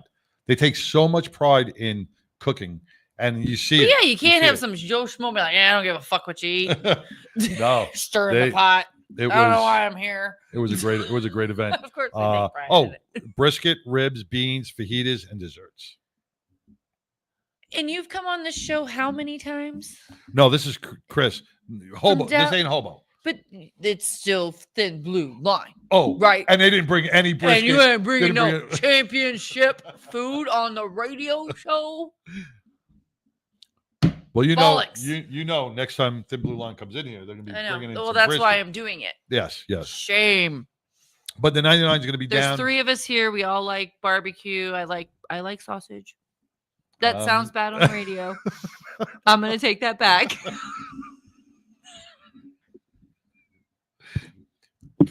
You sure you don't want to share a room? Oh yeah. It's been a long holiday It has. already. Yeah, so that's going to be January 31st. Chris, what's the location again? It's down in I can't think of the name of it. It was on the flyer. Down in Texas. It was down South Texas, down by Houston. Oh, we headed to the golf tourney or gold tourney. Hockley, Texas. Hockley, Texas. Yeah. I want to know who named Hockley. Why'd they name it Hockley? I don't know, because they couldn't name it Cockley. Did somebody choke? Couldn't name it Cockley. Choked on the barbecue. Hockley. That's what I thought. Yeah. Yeah. Okay, that's right.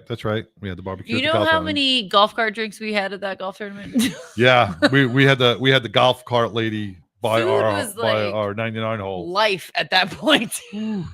But that was another amazing event that the Thin Blue was. Line put on, was the golf outing, and that And it was the always second. held on a beautiful day It was, yeah, and that was the where it's second. crisp in the morning. Yep. Yeah. I showed up a little late this year. Everybody was like, you weren't too bad. everybody's like literally in the garden, like running. You were to better than the golf cart. first. You were better than the first year. The first That's year, true. you I was- jacked the I was- golf cart. I was and 2 hours you were late. GLA, man. You were Grand Velocity They had Auto. one ready for me when I got there. Yeah, this year. yeah. That, No, that was an amazing event. that says something. You another know you're climbing when they have a golf cart ready for you. Little sign. I'm You just said- kidding. There was no sign. There was no sign. There was Here's no your sign. sign. Here's your sign. It was just the first available one in line. That Yeah, was but it. Thin Blue Line, man, they support them. They support everything in the community as well throughout the Salute DFW. your throughout local the Tex- popo. Yeah, support your local popo. That needs to be a T-shirt. That's what Thin New Line needs to sell. Their T-shirts. Support Support- your local. Your loco popo. Your, lo- Your loco popo. your local popo. This is just water. Yeah, okay. All right. Let's take a quick break, and I got to text, see how he is, where Cido is, if he's going to make it here or not. Otherwise, we're or going to what. shuffle paper, and we're going to I'm have gonna a shuffle Mongo paper. on. Yeah, and then we'll bring Mongo on a little early. All right, we'll be back right after these messages. My name is Carol Sankey, and I ride with 99. Hey, I'm Homie, and I ride on the 99. You can watch it every Wednesday, 99% Radio. Hello, beautiful people. I am Jazz. I ride with 99, baby. Woo! 99% radio every Wednesday. Stay tuned. Woo! Y'all be fantastic. Wear it.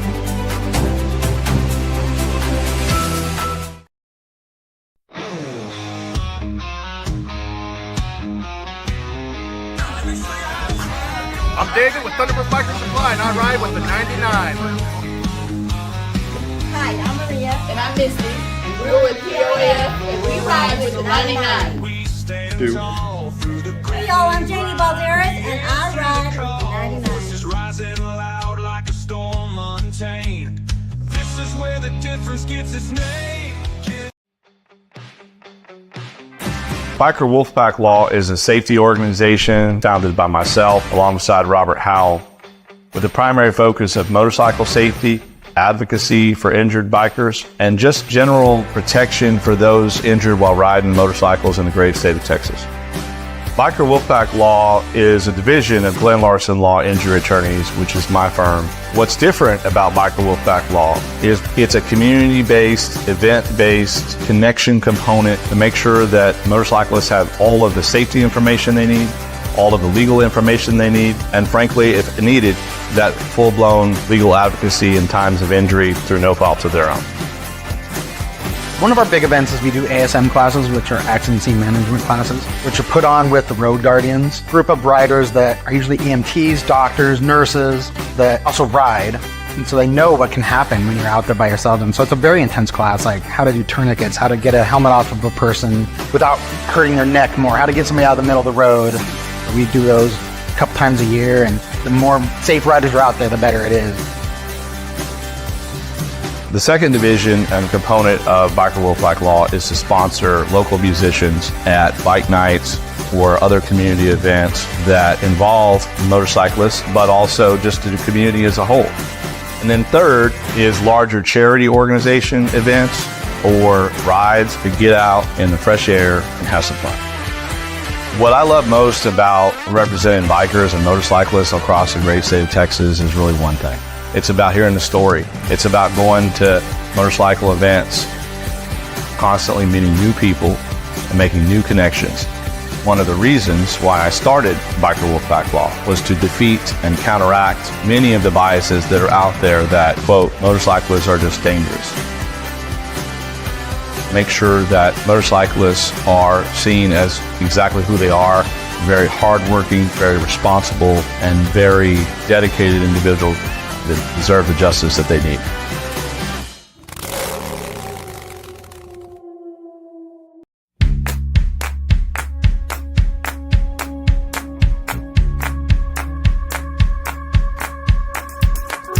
Drove a while and got to the church, parked the car outside, walked up them concrete steps, and what to my surprise, pushed open them double doors, and what did I see? I saw a choir singing and dancing.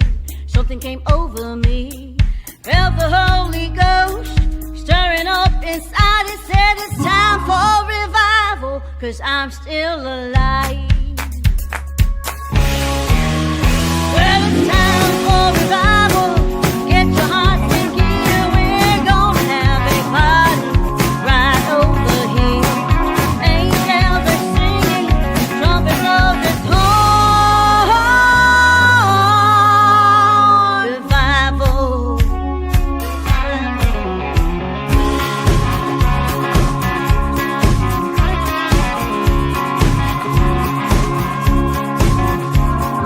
Preachers at the pulpit, congregations there, shouting a big amen with arms up in the air.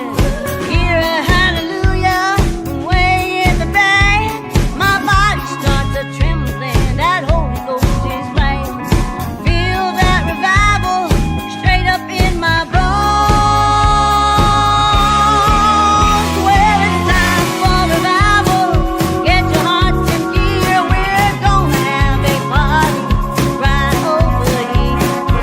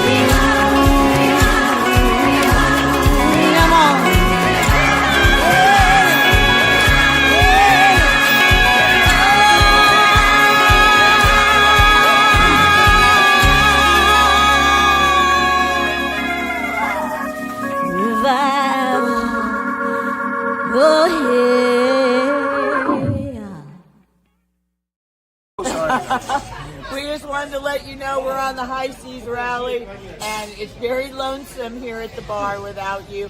But Gary and It's made up for it. It's made up for it, and we just want to say, we ride with the 99. We miss y'all. We love you. That was Janie Balderas with Revival, man. She really pounds it out, man. She's got such an amazing Gospel voice right there. Yeah, yeah. Praise It's Jesus. such a little bitty thing, you know. Put her in me pocket. She'll put her in your pocket. Put her in me pocket. Well, it looks like Chido's probably not going to make it here. You know, with that Dallas traffic, and it's just crazy out there. It is these what it days. is. We're But- going to get him rescheduled. Yep. All good. Yeah, we will. Unless he pops in anytime, but you know. But instead, we're going to bring on the famous Mongolog. What you all been waiting What you've all been waiting for.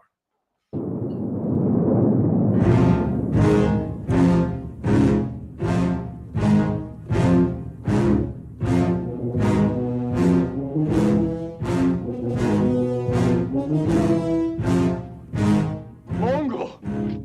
Santa Maria! Never mind that shit. Here comes Mongo! Hey, what's going on, Mongo? How you doing, brother? I'm doing well. How's everybody going? It's going great, man. It's going great. How's sunny California? Today we're actually having pretty decent weather. It's sunny and it's nice. I was outside in a sleeveless t-shirt, smoking a stick and having a sip. you Very go. comfortable. Can't complain on that. It's Very freezing nice. here to me. Yeah, it's cold here in Texas. 27. Oh, yeah, no, I watch the weather all the time. See what's going on out there. Yeah, it looks cold. Oh, so you can laugh at us? Well, you know what? At least it's not cold here. Nah, okay. Yeah, but you know what? And I'm going to say it. You're in California. Yeah, I know that. There's I'd always rather be cold in Texas I'd than rather hot be in cold in California. Texas. Yeah, thanks for bringing me down. But you're up in the Napa Valley, so you really aren't considered California. Oh no, dude, I'm probably the one conservative voice in this entire valley. Oh, really? Oh yeah. Well, they must love you. That is very, very liberal. He buys all the wine. They love him. He don't buy wine. He's got wine. You live on a vineyard, right? So you produce your own wine, right? My dad actually lives right next door to a vineyard, and he's been collecting wine forever. He's got a wine cellar that's probably the size of my living room, literally. It's just bottles and bottles stacked up and deep. There's no way he's going to drink it all. Well, you know what? I can help with that. You could send cases down to Texas.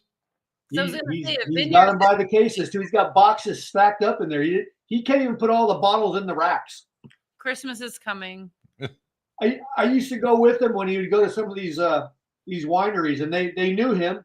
They called him by name, and he would say, I want to get some of this.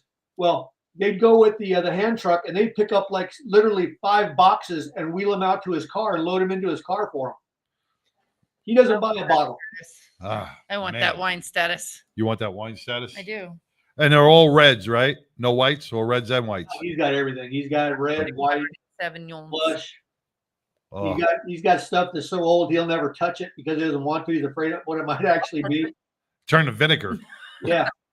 I'll touch it. Well, Mongo, man, we are glad you are back. Glad you're having a good time out in California. What's the Mongolog about today? Well, today I'm going to rail on the left a little bit. Well, I'm going to rail on the left a lot, but it's about railing on the left. Railing on the left. Yep. All right. Well, let's start railing and sit back because it's going to get a little bumpy. Bumpy ride. All right, here we go. All right, here we go. What is wrong with the left? Let me begin this monologue by saying that I refer to a politician currently serving an elected office as an elected representative. Many people, including the mainstream media, who, by the way, are very influential in their methodical overuse of repetitive terminologies, will call these people our leaders. They are, in fact, merely temporary employees, elected to do a specific job for a specific term. Then they may either attempt to be reelected, be sent home, or in some instances, be sent to prison. My leaders are currently not politicians. They are God, my wife, and my dogs. I remain a servant under their control. As for the politicians, I am not impressed by them, and I am certainly not their servant. A few years ago, there was an arrogant douchebag politician who was essentially canonized. The media and much of the electorate were of the opinion that he could have defeated Jesus Christ himself if they ran against each other in an election campaign. Even in a profession not known for attracting modest individuals, Barry Obama's arrogance set him apart. He was famously and most arrogantly told the American citizens, elections have consequences, and at the end of the day, I won. Talk about setting the tone for your term in office. His arrogance, however, didn't solve anything. Putin would eventually become his daddy, and his policies became expensive boondoggles. Chances are actually very likely that eventually we will learn his true identity and disqualifications from being eligible to hold office as the President of the United States. To this day, I continue to see articles about him which described him as a Kenyan-born senator from Illinois. By the way, Barack, thanks for the Affordable Care Act. That, ironically, nobody can afford without government subsidies. It should be titled the Not Affordable Care Act. He started out humble enough, but then got carried away by his own hubris and rhetoric. It seems he was both naive and arrogant. It's almost funny looking back on it now, but that's it, almost funny. Society has literally lost their collective minds. Fueled by a supportive and an admittedly liberal media and by our liberal elected representatives, society is being encouraged to act out. Our children are no longer given courses on civics or government in high school. Back in the day that I had to chisel my classes on class notes on a clay tablet using a scribe, as students, we were required to take civics prior to high school graduation. It is no longer a required course in our high schools. Literally, even many of our elected representatives don't know what the fuck they're supposed to be doing and how to actually do it. They can all quite literally learn about the processes by watching the 2-minute Schoolhouse Rock cartoons from Saturday morning from our distant past. I probably knew more about how Congress operates as a 12-year-old than many of our current elected representatives. It's embarrassing to see our elected representatives act like immature children who exhibit excessive irritability, impatience, and defiance while reacting poorly to disappointment or unmet expectations. This behavior can be typically linked to their inability to regulate their emotions effectively. I don't advocate child abuse. However, let me say this. As a child, I learned my boundaries quickly. I knew what behaviors would earn me a backhand from a parent, a righteous ass whooping, or even a combination of the two with a little time for being hard time being grounded with extra chores added to the physical pain. I learned the concept of actions and consequences. Now, I don't employ those same tactics with my own children because I didn't raise them with the same draconian consequences that I had to endure and survive. They, however, were raised with consequences for their misdeeds. I acted as a responsible adult and taught my kids manners, respect, responsibility, and consequences. That no longer seems to be the norm. Our left-leaning media loves to highlight outrageous behavior by our elected representatives and the subsequent immature behaviors of their constituents. With many elected officials and the liberal court systems, lack of consequences for illegal behavior is not surprising that our politicians and their constituents alike act like undisciplined, out of control, immature children. Physical age can be counted by the number of past birthdays. Many people reach chronological adulthood without having mastered the core elements of appropriate emotional and functional adult behavior. Psychological or emotional age, by contrast, becomes evident in emotional reactions and habits. For instance, adults can stay calm, whereas children tend to act quicker to anger. Many adults exercise careful judgment before talking, whereas children may impulsively blurt out tactless and hurtful words. I'm not going to explain or define the following behaviors or emotional childlike behaviors, but I will call out the behaviors themselves. We all know someone who may occasionally exhibit one of these behaviors, which is not necessarily a horrible thing. When people start to exhibit multiple behaviors, we have what we call a problem. So here are those behaviors or traits. They include emotional escalations, blaming, lies, name calling, poor impulse control, the need to be the center of attention, bullying, narcissism, and we all know narcissists, immature defenses, and the inability to learn from mistakes that have been made. No person is perfect. We will all, in time, make some mistakes. The world is not ending, and recovering from a misstep is actually possible through learning the skills of a functioning adult. Much of what grown-up children do can be considered as skills deficit. If you tend to be childish, learning adult skills can move you into the grown-upville. If you are generally able to function as a grown-up and are more clear about what constitutes grown-up behaviors, the more easily you will be able to remain as a grown-up. It absolutely amazes me to see grown adults yelling and screaming in frustration or in an attempt to attract attention. The word petulant comes to mind. Petulant describes a person or behavior that is irritable in a childish way. We've all encountered at some point that stubborn refusal to engage, the dramatic sighs, the eye rolls that could win an Olympic medal. Petulant behavior is like a toddler's temper tantrum wrapped in an adult-sized package. It's one thing to be angry or annoyed, but if someone is petulant, they're acting as an unreasonable or unjustified manner. Progressives have responded in extraordinary ways since Donald Trump secured a whopping 312 electoral college votes to win the presidency for a second time. Some liberals have thrown temper tantrums. Others have expressed elitist disdain. They have decried that the 75.6 million Americans who voted for Trump as all being uneducated, sexist, and racist. Now in America, if you don't agree with the left, you're just an uneducated hillbilly who's probably married to one of your siblings and just lucky to not be living in a trailer hood any longer. The well-educated Jasmine Crockett, a member of the House of Representatives from Texas, has recently said to the audience, and I will try to imitate, you all know we got Governor Hot Wheels down here. Come on now. Crockett is a Dallas Democrat and said this about Governor Abbott, who is a Republican from Texas, while addressing the Human Rights Campaign event. She continued by saying, and the only thing hot about him is his hot ass mess, honey. Now, simply from a comedic standpoint, I get that. She, however, is not a comedian. She's supposed to be a representative of the people of her district while she represents them in the U.S. Congress. I will throw it right back at her. You're educated and a college graduate with a law degree. You've worked as a public defender. I've actually heard you in interviews where you sound educated and normal. I may not agree with your ideas, but at least your words and the tone of your voice indicate an education. Why be a caricature of a stereotype?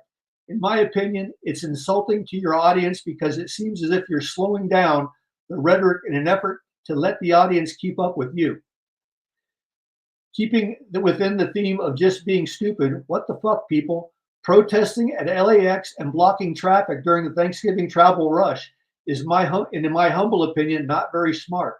Holiday travelers heading to LAX faced severe disruptions as hundreds of protesters blocked the roads outside the airport during one of the busiest travel periods of the year.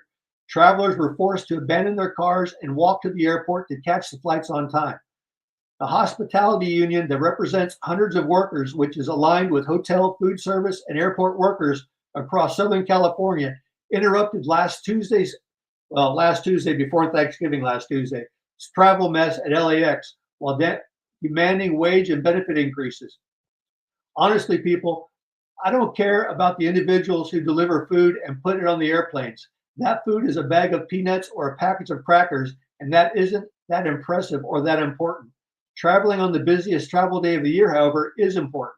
If you want the support of the people for your cause, choose a better protest date and or location. Traveling during the holidays is hang on a second. God damn it. I just lost my page. Hang on a second. We're going to get right back to it. And let's see. Choose a better. Okay. Traveling during the holidays is stressful enough without a bunch of clowns blocking traffic at the airport entrance. I'm not a real genius, but the left would be absolutely dead in the water if not for a sympathetic and dishonest left-leaning media to cover for them. So as Representative from Texas likes to say, come on now, And that, my friends, is that. Whiskey improves with age, and I improve with whiskey. My name is Mongo. Whiskey goes in, and wisdom comes out. I smoke cigars, and I know things. Mongo is out. And now back to you in the studio. Man, Wow, Mongo. Mongo, I got to tell you, you know, we touched on this. I don't know if you caught the beginning of the show, but we touched on this a little bit. You know, when we sent out our thoughts and prayers to those 2 National Guardsmen who were ambushed and murdered over. You know, this rhetoric. We got to get back to bipartisan.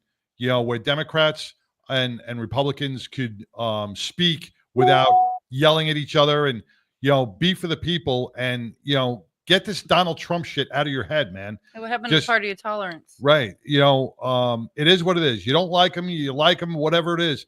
But you know what? It's the election cycle. If you lose the election, like Obama said, and he said it very arrogantly, you guys lost, too bad for you. Now you're going to do what I want to do. It's a 4-year thing. If you don't like it, change it next time around. Exactly. And, but the problem that we have now is we have people in this country now looking to do terroristic things. They're screaming death to America. They're in the middle of the streets, saying in New York, they were like, we will be in every house. Islam will be in every household. That's not what America is. No. America's America. If you want it in every household, go back to the country and or stay here and assimilate. We respect your religion without a doubt, but do not force it upon us. That's not what America was built on. It's a melting pot of different nationalities, different religions, but we don't press it on everybody. Let everybody be their own individual person. Yeah, no, it's difficult to watch the politicians, both left and right, talk, because I'm telling you right now, if Donald Trump said that jumping in the water was bad for you, every Democrat would jump in the water. It's just they can't help themselves. They have to be the opposite. Thing. Yeah. The whole Tylenol thing, when it first came out, when they said Tylenol was bad, and there was mothers taking Tylenol and oh yeah, that was against what he said, and I'm like, and then Tylenol actually came out with a statement saying don't. Yeah. And it's like, don't hate the person that's giving you the message, because like you might not like where the message is coming from, but listen to the actual message and like what's being told to you. Just because the messenger, I don't know how exactly the words I'm trying to say, but I see what you're saying. Don't hate the messenger, I guess. But when was it when we came to a time where we are uplifting our criminals and really dehumanizing our civilian taxpayers? Yeah. When we don't care about crime anymore in the streets, and like you said, accountability, when judges are letting people with 70, 80 felonies on their record out back onto the street to assault innocent victims. This is not right. With no accountability. Those judges it's like are a bartender serving somebody too many drinks, and the bartender gets charged because the person leaves and causes an accident. How many, Mongo, how many felonies do you have on your record? Let me see. Last count, none. None, right? The majority of America has 0 felonies on their record. And if they have a felony, it's probably for a low-level felony, and they learned from that mistake and they moved on. When you have 20, 30 different criminal offenses against you, there is something wrong with you, and you should not be in society. 1 or 2 mistakes through your life is even if there's something wrong with them, as you just said, there should be a solution for them instead of just hitting with a hammer. If you have a pain, you don't just keep medicating and keep hitting it with a hammer. You got to find out why you're hitting it with a hammer. Why are they doing this? Do they need help? Is there maybe they're maybe they're struggling financially, and that's why they keep robbing liberal people. Side's coming out. Shut the fuck up. But I mean, maybe there is we can't just discard people for bad behavior. Because I get that, but you can't keep some people just can't be fixed. Well, right, and there is that, but there should be a vetting system or something like that where they're evaluated. I mean, we can't just go black and white on things like, oh, they're crazy or they're maybe going to be okay. They only did this. Let's let them out. Or, because some people do something minor, but yet they're thrown in jail for 18 years for a pot violation or Right. something. But No, yet I get it. this guy beats his wife and attempted murder, but he's out in 5 years. Like, I'm going to there's say a maybe she deserved it. shut the fuck up. Although Sideshow, I have 0 felony convictions. I do have 1 felony arrest. Huh? I've got 0 felony convictions, but 1 felony arrest. I have a felony arrest myself. When I was in Japan, I was arrested for robbery at gunpoint because a drunk Marine who followed me on the base said that myself and a couple of other Marines robbed him of his wallet out in town because he was an asshole, and he was an asshole.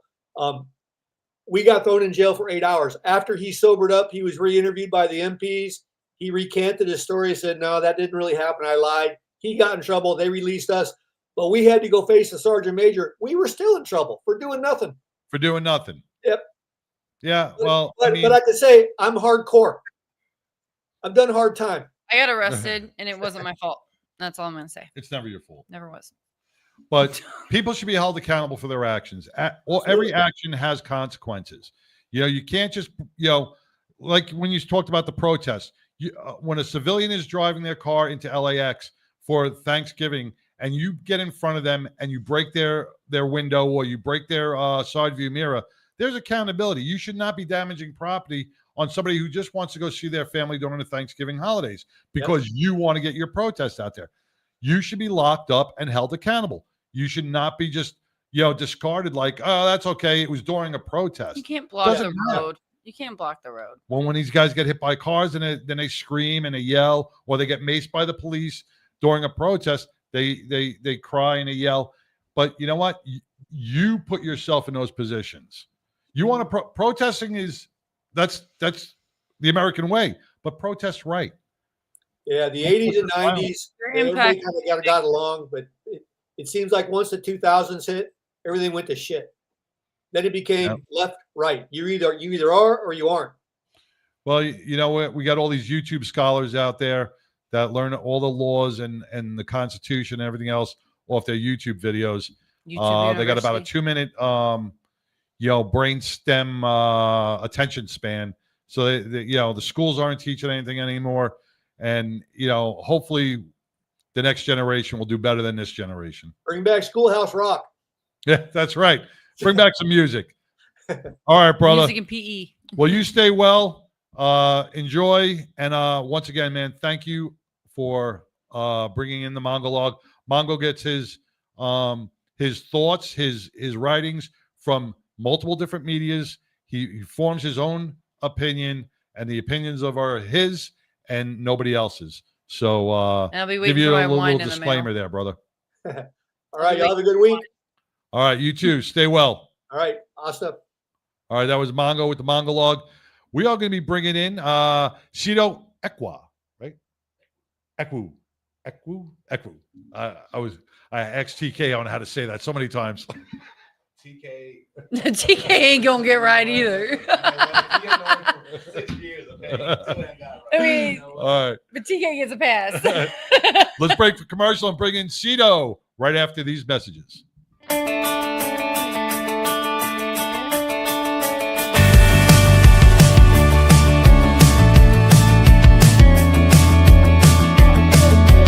Hey, what do you say? This whole town could be red by the end of the day. If you feel alright, we can throw it in drive. With the radio up so loud they can hear us from miles. Me and you, nothing to do. These days they come and go. Me and you, nothing to lose. I feel it in my soul. So let's let the good times roll.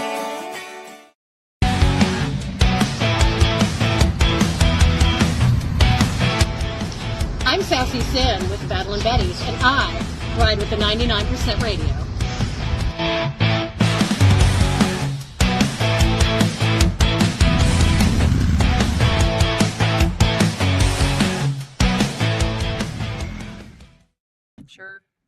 Hey, welcome back to the award-winning 99% Radio Network here in the Fishbowl, man. It's been a hell of a day, and we are so honored and to have Chido Ekwu, right? Ekwu. Hey, welcome, Chido. How you doing, man? I'm good, man. How y'all doing? Fantastic. You know, we met at Celebrity Softball Classic, and you gave us a great interview. Always smiling, man. You are always smiling. You are like the happiest. You are like the happiest guy on earth, man. Man, because I have all my teeth. That's all. That's all. Like, you know, we got to show all the pearly whites. There you go. There you go. You know, tell our listeners a little bit about yourself, and then we'll jump right in. All right. Well, yeah, my name is Chido Ekwu. Pretty much, I'm born and raised here in Dallas, Texas. I do the 110 hurdles. I did it for the United States. Also, I did it for Nigeria as well. And yeah, man, like did the 110 hurdles in the Olympic trials 2016, did in 2022, 2024. And then now I'm here trying to go for the gold in 2028, I believe. Nice. Yeah. Nice. So let's do it. Like, hopefully. You know, Pitbull's mom carried the Olympic torch. My mom did. She did in the 96 Atlanta Olympics for being a community hero. Yeah. Okay. So, so I mean, you can run. I mean, you can run. Oh, I can't run. I can sprint. I can get away from something. Okay. But about 50 yards, whew, I'm done. So your mama didn't give you those jeans, huh? Oh, my mom didn't get it in there for being athletic. No. I get that. No, I get it. You know, you only a couple of people only have that rare jeans. Yes, but carrying the torch is like about community efforts. But you're gonna be, I think we said LA is where the Olympics are gonna be. Yes, ma'am. In what? Oh my gosh, what year are we having? 2028. 2028. Yes. 2028. We're having the Olympics, and you're gonna see our boy here doing the hurdles. So the hurdles. How tall are the hurdles? It is 42 inches. 42 inches. And how tall are you? I am 6'3". You're 6'3". Oh my goodness. I don't think I can jump over 4 inches. And Well, I'm what, 6 foot. You're 6 foot. Man, have you've always been into track and field? Yeah, it's been doing it since I was like 12 years old. Oh, really? Yeah. Like, what was your favorite event? Hurdles, I guess. It's funny because like my favorite event was like the 400. Because like you don't have to be fast enough, you don't have to be like quick enough, you just have to have like the best endurance. So like I was like the best of both worlds. But then my track coach, he was like, yeah, let me try you on the hurdles, and then it was just magic from there. He's like, because you're 6 foot, you got legs, you can jump over this thing. Hey, like I nothing. I wasn't 6 foot in like junior highs, but like definitely. But he knew he would be. Yes, he's like, he had foresight. Yeah. They know what's coming up. Have you ever run? Like, did the hurdles? I didn't do track and field. I was softball, soccer, and basketball. See, my son does pole vault. Oh yeah, he does pole vault. Oh, that's a See, that's crazy to me to run and go wild. Let me just stick this here. And he did real well in high school, and I think he did a little bit in college as well. Now he's an engineer. So look at God. He said, "I'm not going to make it in this." Well, that makes sense because he's got to figure out how that's going to go there and fly over. Exactly. Yeah, I've seen somebody go up and then break it. I've seen that. Like I've seen it go up, break. I've seen him break the bar up top. Yeah. I've seen a whole bunch of weird. All things. that thing high in the air, not doing it in spandex. None of it. So the 2024 Olympics you're in? 2024, 2016, and then I did 2024 Olympic trials, this past ones, and then trying to go for 2028 Olympics. So to get to the trials, I mean, you're obviously like just doing like sports locally or something. They're like, this guy's fast. I'm gonna put him in the trials. Like, how does that go? Like, you just sign up for trials and you go through a competition, and then they go, okay, he's gonna pass on to the Olympics. Man, I wish it was like that. No, it's not like that whatsoever. Whatever. But like, I'm gonna do a teaching moment. Okay, all right. School us. No, so pretty much, it's like there's two standards. There's the A standards and B standards for either country and also for the Olympics. So like if you make the A standard, then you automatically get to go to the Olympic trials. if you make the B standard, they take a couple of those B standards to the Olympic trials, and then you have to place in the top. So you're like 3. on the bench on your B. You're like, if this guy You're like a sprains an filler. ankle, this Yeah. guy sprains an ankle, we're gonna put you in. Yeah, if they have enough A standards, then hey, Yeah. we'll get you in there. But no, but then like once you get to the Olympic trials, you play top 3. Then But you get all the swag if you're on B team. you know what? Hey, yeah, I don't care as long as I got the uniform and all the, you know, the gifts. What are you trying to say? You trying to get some swag from me, right? Yeah. Like, I got if I you, just okay? gotta sit in the stands and get swag, I'm game. Yeah, no, I mean, I get it and everything. Girl gotta look good. I get it. But no, man, like it's been a blessing through my whole career and stuff. Like, you know, from when I was like 12 years old to now, like it's strange when like life kind of passes you by and stuff. Like you kind of look back and like, you know, you started at one place and now look at you. Like you go back to your old community. Whenever like, you know, I went to college, got back and everything, did my whole pro thing, came back. I went to my old community, like Highlands, and, you know, was just driving around the whole place and just kind of just reminiscing. Mhm. And then I met it with like, you know, my old, you know, principals, my old Going to the principal like, ha ha, ha. I know, right? Look at me now. I mean, Look at me now. like he still remember me, like straight up. I was on the track and he just pulled me over. I was like, oh, well, you remember me? No, but like, you know, it's just really cool, like just to go back to your old community and then kind of just give back and also reminisce and just kind of just see how everything changed and where you come from. You know, and that's got to mean so much to the kids that you do see there to say, listen, a lot of hard work, you know, keep focusing forward, and you probably inspire some of the kids in the high school and in the colleges and stuff by having even just by sitting down and saying, listen, I'm from here, I made it. Yes, you can too. Yes, that's what I actually make my money on, straight up. Like literally, like I try to, you know, inspire. I try to, you know, just kind of pour into the youth, pour into people, because, you know, a lot of people poured into me. And, you know, for me, like I did a lot of things like on pure talent, but they always say, once you make it to the top, you know, it's lonely. So like you want to bring people with you. Mm-hmm. Like, Yeah. You know what I'm saying? So that's what I do. Well, Pitbull's saying, take me. You know what? You know, oh, my back. I don't know. I got something on my people on my back already. Yeah, I got a wagon. Pull me behind you. Do you have any mentors and stuff growing up, or like you know, people that you that inspired you? Who inspired you to do this? Thinking like the Bolt or whatever. Like, what was that Jamaican guy, the Bolt? Like, Oh my- fast motherfucker. Not him. He's cool. He's awesome in small doses. Okay, but you know, like he's probably a little bit back in the pecking order. But no. Seriously though, like I mean, it's pretty much like my old coaches. Like, you know, we had Coach Graves. We had Coach Burt Williams, my USA track and field coaches, and my Olympic coaches, Coach Ray Edwards. Like he's like one of the guys that like took me to the next level. And just like people like that, but most importantly, my mom and my dad, my sisters, things like that. Like, you know, because they're the ones that I have 2 sisters. So, and I'm in the middle. Okay, I'm in the middle. Look, I am not even suffering from identity crisis, but I assure you that like So they're the sweetest. you're the middle child. Oh my God, I can imagine a household with being the middle brother. Yes. With But the abuse that you must have taken. But I am the only boy. I am the only boy. So I feel you. I got Yes. 2 sisters. I had I'm the 2 only boy, brothers. but they were a lot older than me. They were a lot older. Than me. Really? So So, they were but 13 years older than me. my mom always said, "Oh, you're my only boy. You're my only son, and everything." So You're I the get golden everything. child. You're golden child. It really is. It's, See, it's I was amazing. the baby girl. Okay. So your older sisters brothers. must be like, you spoiled little brat, man. They're like, Little "Oh, resentment. no, they're like, they're like, hey, tell mom we want to do this, whatever. They're like, because she'll let you have it. I'm like, okay, I Now got they're you. just giving you the sizes for the Olympic swag, huh? Like, brother, I need the size for this. Small. Right? Like, are your sisters athletes? They used to be. One was my younger one.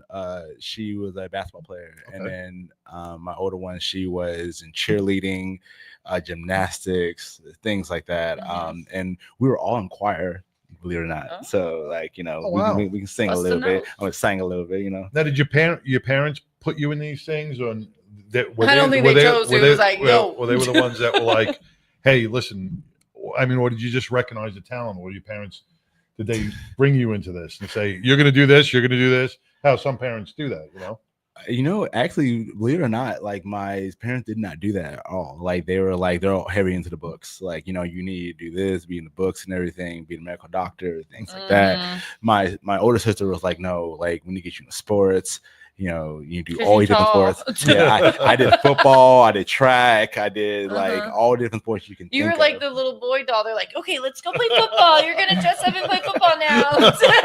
Right? No, which is fine too, because like all my athletes, Yeah. and but it shaped me. It really did. Like I've always believed that starting sports when you're young and stuff like it gives you that discipline. Oh, It definitely. teaches you like core values like teamwork and being a good human being and things like that. And I feel like without that, I don't know where I'm gonna be at. Even though I have great parents, a great family, sports is it's just the different. sports. Like it just. But you teaches got into sports Having before a- participation trophies. When you really had to earn it. That's what I'm saying. Like, yes, I mean, shout out to participation trophies. And they're great and they look great. But again, earn it. like, You had to earn it. yes. And I'm a big advocate for that because some of the sports nowadays, especially like with like the NCAA and things like that, which we won't get into, which I don't think that athletes But should be paid. your coaches were coaches. They pushed you hard. Yes.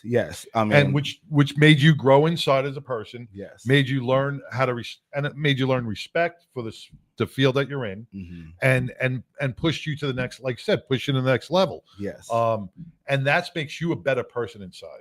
Yes. I also like it makes you tough. Like it really does. Like a lot of people nowadays, they don't know how to stand alone by themselves. Like, you know what I'm saying? 'Cause I actually do a individualized sport. So everything, all my successes, all my failures are on me. That's right. So, Right. I don't have a team to depend on. It's you against the hurdle. It's Yes. you against, right. And I love this, a good metaphor for life, because, I know you and, both of y'all have had different like, hurdles yourselves through life, So for me, like it's apropos, to, everything I've been through in my life, I'm going through all these different hurdles, just like in my race. That, like I said, that's a great metaphor. I think having like also with kids going into sports, like you always have your parents like telling you things, but when you get into sports, you have a coach. And now that other person, that other authority figure is telling you how to do things in life. And I think that as a kid, for me, it was like, oh, another person, I got to act right because it's not my parents. I can't respond the way I do to my parents. And I can't do it's discipline. It's about it's a following the rules. It's getting into a different. It's also a different, your coach is like, you're not my child. I will Get bitch over slap there, you. I will. And you know, you're like, and 'cause- none of that crying shit Yeah, gonna work. yeah. You got to be a player, and I think that's important for a kid. Is that you're all equal in this team, and this is how it's gonna go. There ain't no special privileges because of who Right. your parents are. This is the team, and you're gonna work together to do this. And I think that's important for kids because a lot of times these kids get lost in their own little family household and their video games and stuff, and they forget how to be a family or a team player, and they Yeah. lose all that. And I Yes. think that's what we're losing is being a team player and helping other people and not being so absorbed in your own little bubble. That's true. But even though you're an individual, you still got to respect everybody that's beside you. Yes, you respect your opponent. You respect, your coaches, even your own, teammates that are also doing their own individualized thing. So it's like, as everybody doing their own individualized thing, like you're all still a team. Like, and so that's why, like, I was Working able together to is important. I think Yep. that's another good thing with the coaching and teams is working together because you got a lot of kids that never, only child. Yep. And now Yep. they're put in a teammate situation and you got to work together as a team and Well, get this game done. you know? Nowadays, kids don't know how to lose with grace. Yes. And I think when you were coming up in sports, your coaches taught you how to lose with grace. So, win or lose, you did your best. Well, that'd be an individual team. Individual, and player. right. Well, when you run in a team, you're running. So you're running for the United States. You're running with a bunch of other people that you're building up points for the United States goal. Yes. Right. He's going to be running with Nigeria this year. So we're going to be Yeah, cheering Nigeria. him on. Yes, Nigeria. Even We're though, gonna be like, I cheering love him America. on. America's Hell great yeah. and everything. I can run for either or America or But you know what? Nigeria, It's so but- cool.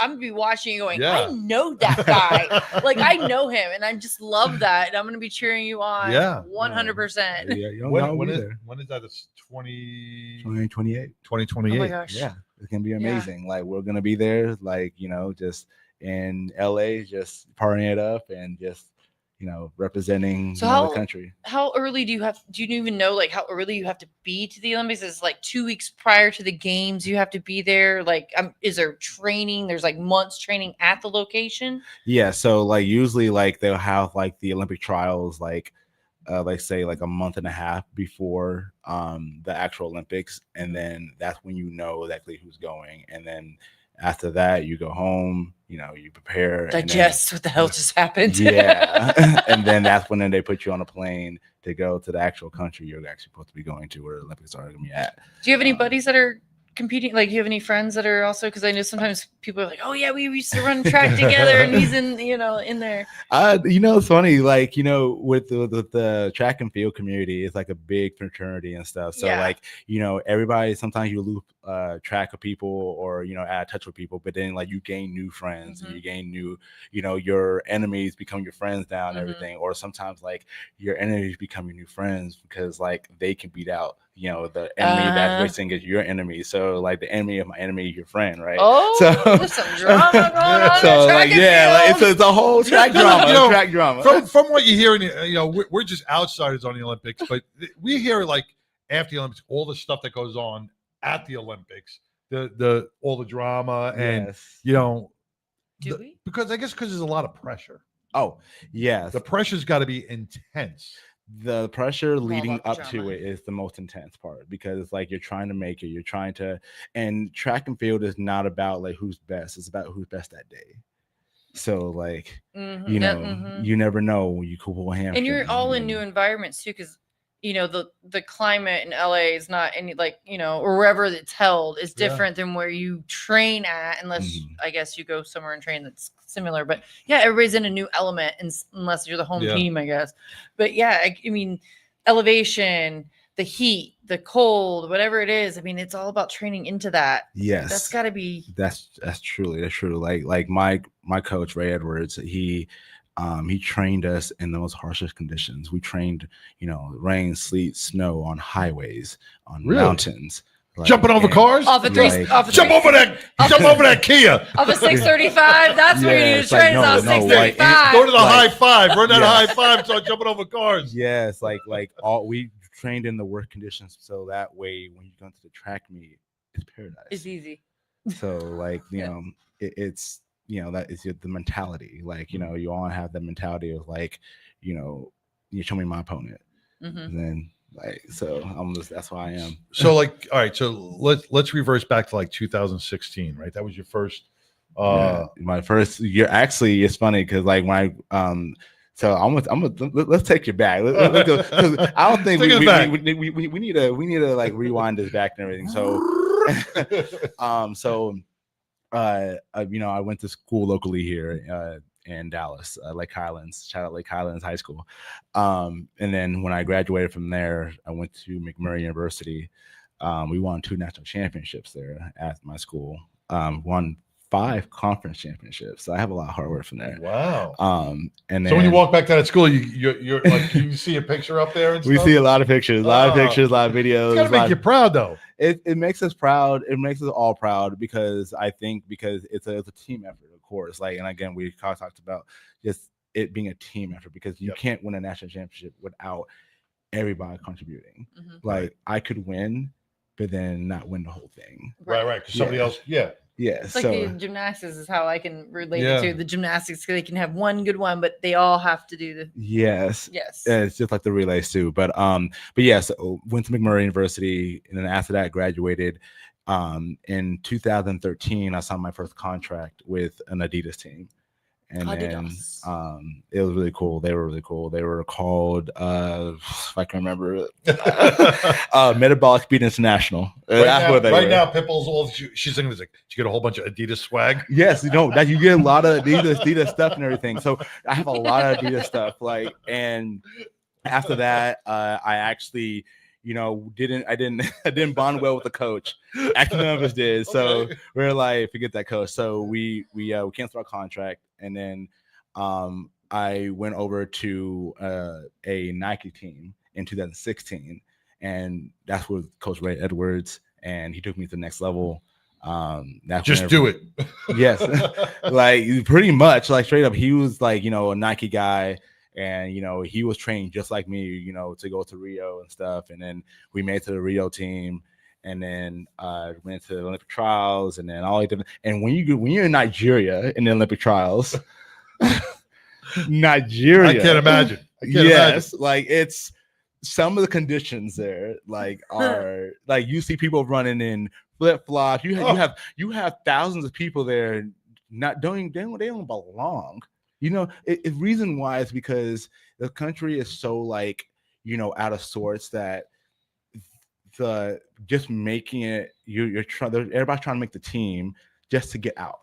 That's the ticket out. So people are running it in flip flops and no shoes. Well, listen, my shoes, I can run fast. You watch a New York City Marathon. Somebody from Nigeria always wins the marathon. Right? Always wins the marathon. Yeah, man. And they run it with like record time. We were at my kid's school little turkey trot, and the one kid that won first place in jeans and Crocs. That shows a lot for the rest of the school. My kid's back there and like he's like Nike's all like, I need this, I need that. He's like 75th place. I'm gonna buy you a $3 Walmart Crocs. Yeah, you better you're win running in Crocs and jeans next year. So, how long were you in Nigeria for? For that year, I was there for 2 weeks. It was probably an experience. And the thing about it is, yes, it's an experience, but I'm Nigerian, so like I'm Nigerian American. So for me, like I've been there plenty of times, and my family. Oh, you still got family there? I have family there. I have like at least 5 or like at least 3 houses there. Like with got like 3 houses there. Yeah, 3 houses there with like we have like a police station on our campus. Oh, I thought you said you had 3 houses. Yeah, I mean that's pretty much like we have family houses. We have different like different cities, and with complete with their own like security houses or police houses, and you have your boys' quarters, you got your girls' quarters, you got the main house. So it's very like literally Nigeria is a place where you can develop, and like straight up, if something goes wrong here, first jet to Nigeria, okay, where I don't even have to work, I don't have to like do it's amazing over there, like straight up, I look like a king. But it's like every kid in Nigeria going, I'm going to be a track star. That's like the sport. It's actually not. It's actually not. It's actually soccer or football. Okay, football. okay. We'll call it football. Oh, soccer. Bobsledding? You said bobsledding? Bobsledding. That's wild. Okay, hey, boys and girls, like the Jamaican bobsledding team is what I'm picturing. Yeah, it was the Jamaican bobsledding team, not the Nigerian bobsledding team. But it was a good movie. Nigeria are not, that's crazy. You know what? Hey, can you mute her mic? You don't got snow in Nigeria. We don't have snow yet. It's coming. So it's just like the movie. Well, see, here's one thing I do have to. Y'all thought it was since you're from Nigeria, else. since you're from Nigeria, okay, I keep getting an email from a Nigerian prince for $45,000. He says I can have $45,000. Who is this prince over there? You know the crazy thing. Okay, it's funny you say that because like I am a Nigerian prince as well. I'm actually. You owe me $45,000. I'm not sending you emails. I am not sending you emails. So I am a Nigerian, real blood Nigerian. So many thoughts. Like, and I can prove Your Honor. it. Yes. Your Honor, your Royal Highness. That's my dad. My dad, they call him Your Royal Highness, as a Walter Ekwu. But yes, I am a prince. So like Eddie Murphy coming to America type of thing. Hey, look, I am looking for my queen. I am looking for my queen. Yes, I am. I am looking for a queen. Ladies and gentlemen. There you go. There. Yep. 99 Dating Network. That is crazy. But no, definitely like it's really cool to be, a Nigerian American because like, you have your house here and all your, your heritage here and things like that, your culture. And over there, you go over there, you have your culture there, and all your things there too. So it's the best of both worlds. Yeah, absolutely. But like you said, the conditions are different. So you have to train yourself for running in Nigeria is different than running here in America. Oh, Yeah, but they're running in LA in the Olympics. Yeah. You're running in LA, right? They just need to know how to run in LA. So you need to know how to get rid of the gangsters and the homeless people, right? Which I don't know how they're gonna fix that. By the way, all the homeless LAX, people, get there's through gonna all be that. There's gonna be a lot of mugging. Yes. So I'm gonna bring a lot of security. So It's like Grand Theft Olympics. So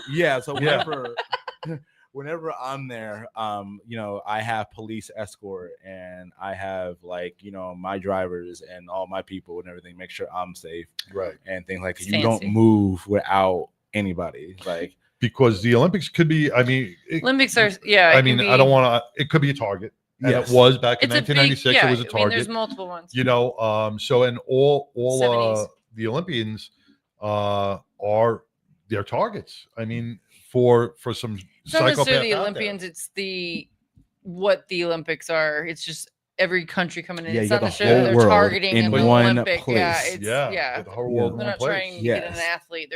And so that's why they make the Olympic training grounds. They have the Olympic circle. They have everything, Olympic Village, all that. Yeah.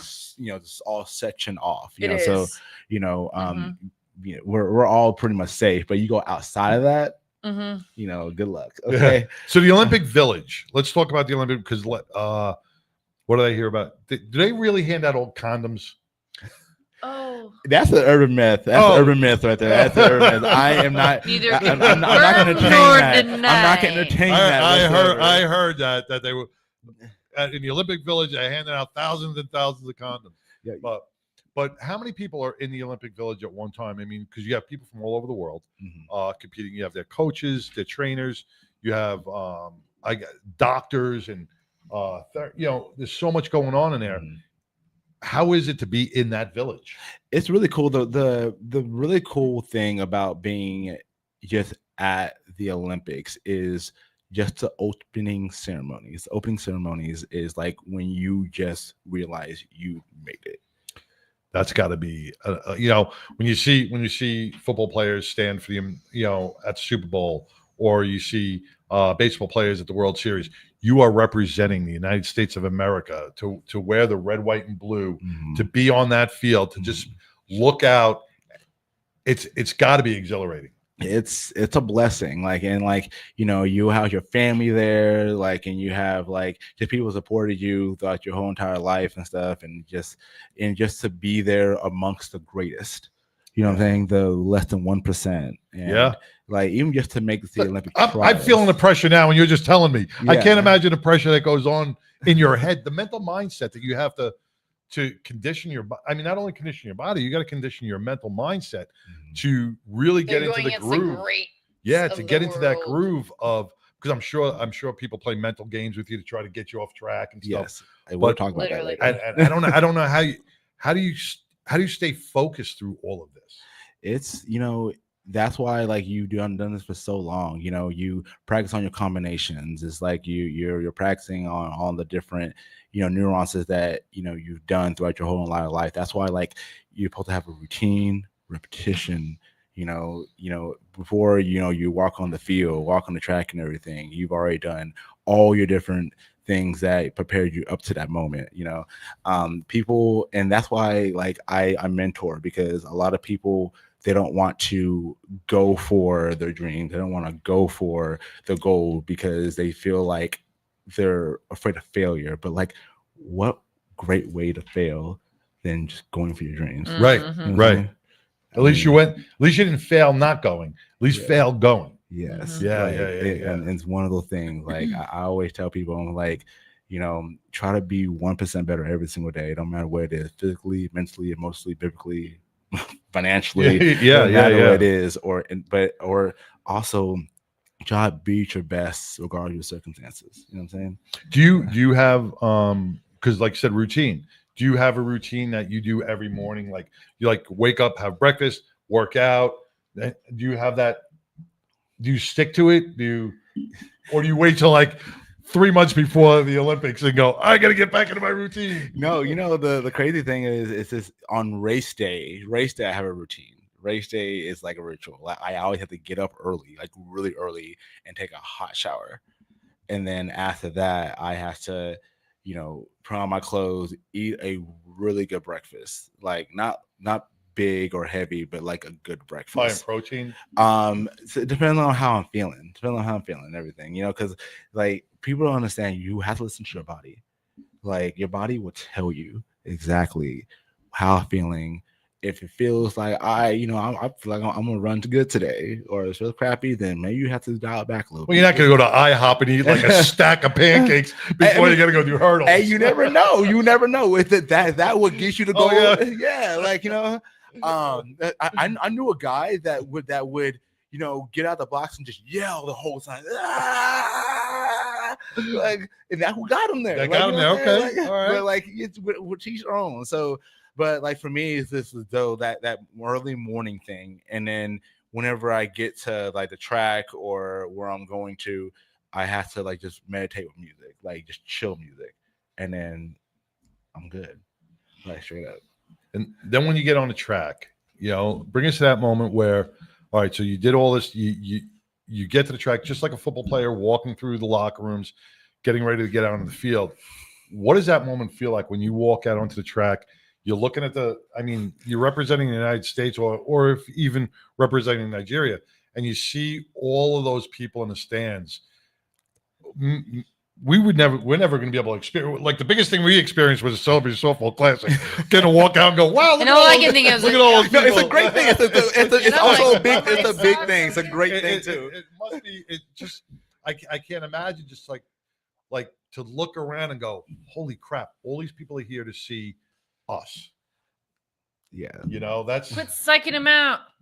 No. That's so cool. That's so cool. No, I get that. Like, and like just you reiterated to me is like you're right. Like it's the, the outer body experience you get, and just the, I don't know. Like I don't want to be speaking hyperbole or be very hyperbolic or anything, but it's like in that moment, nothing matters. Mm-hmm.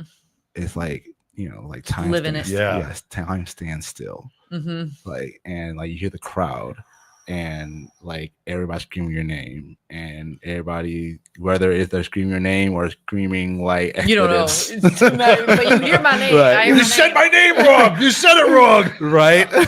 Like which I didn't forget by the way. We can edit that, right? Yeah. But no, but it's you again, you just flash back to like when you were like puking your guts out. You flash back to when you were a kid and you fell on the hurdles so many times, the blood on your legs, like and people hitting that hurdle with your shins or a foot, it's got to be painful. Yes, you don't even realize it until after the race. Like your adrenaline just so pumped up. And then you're like there's blood on your legs and like or your legs all red skin or it's something like that and then people are trying. Have you ever seen like during the Olympics or any type of like race where like they'll interview somebody after the race and how like they're just talking like yeah I just finished the race, I respect my opponent. Like they're breathing a huff and a puff and I'm going to Disney World. Like that's the funny thing you mentioned that too and everything. When I won my second national championship, we were in California and they asked us like what are we gonna do? We said we're gonna go to Disneyland. Because Disneyland was right there. It was amazing. Nice. But no, again, it's just surreal and everything. And I just hope that anybody listening, all the little kids that would ever see this or anything like that, they just, if you're in that moment, hopefully you get in that moment, like take it all in and just be still. And the dream is there, man. You just gotta move forward. Don't let anything hold you back. Don't let the hurdles hold you back. Go over those hurdles. Even if you hit them, keep moving forward. And when you've watched the hurdles, I've watched them. When you watch football or baseball, and someone makes an error, they have a few minutes to readjust themselves, right, for the next play. You don't have that. You don't have that option. Because when you're doing the hurdles, if you hit one, you still got to, you can't go, oh shit. Gotta go you got to stay focused and on the next hurdle. Yes. So yes. when you talk about a metaphor, that the hurdles is life. Yes. You can't let that one hurdle that you hit knock you down. I always say that, hurdles in life are the best and cruelest teacher, because it gives you the lesson first, or gives you it gives you the test first and then the lesson, because you got to go through it first and then you learn from it. They say it's the cruelest teacher. It's the most unforgiving, because they don't fall. They don't fall. They'll gonna bounce back up. They'll bounce back up. They'll hit you in the face. They'll they'll embarrass you. They're unforgiving. So like, you have to just, be strong. Like, that's why I would tell people, hey, I'm stronger than woodpecker lips. I watched one of your videos on YouTube. It was a training video, and when you talk about looking at each individual hurdle, you don't have much space between each hurdle. So what do you take? Like two steps before the next jump? About 3 steps. Three steps before the next jump. Timing is everything. Yes. Yes. And if you are off by a millisecond, it can screw you up. Yes. And this is where we're all actually going to get to, where we're talking about like how your competitors like to, it's a joust. It literally is a joust. Like, people are jockeying for position. You see them going this way, that way. Somebody, like, that's why track and field, especially the hurdles, it's about who's best that day. And so, like, people will, when you hurdle with your lead arm, coming like this, and some people's lead arm comes out. And so we're so close together. Smacking the face. Have you ever punched somebody in the face? People do it all the time. All the time. Like, you get hit in the face, you get hit in the body and everything. And remember, you're jumping at the same time. You're in the air. So it's like, you gotta be strong. And so, look like the Bionic Woman right there. Yeah.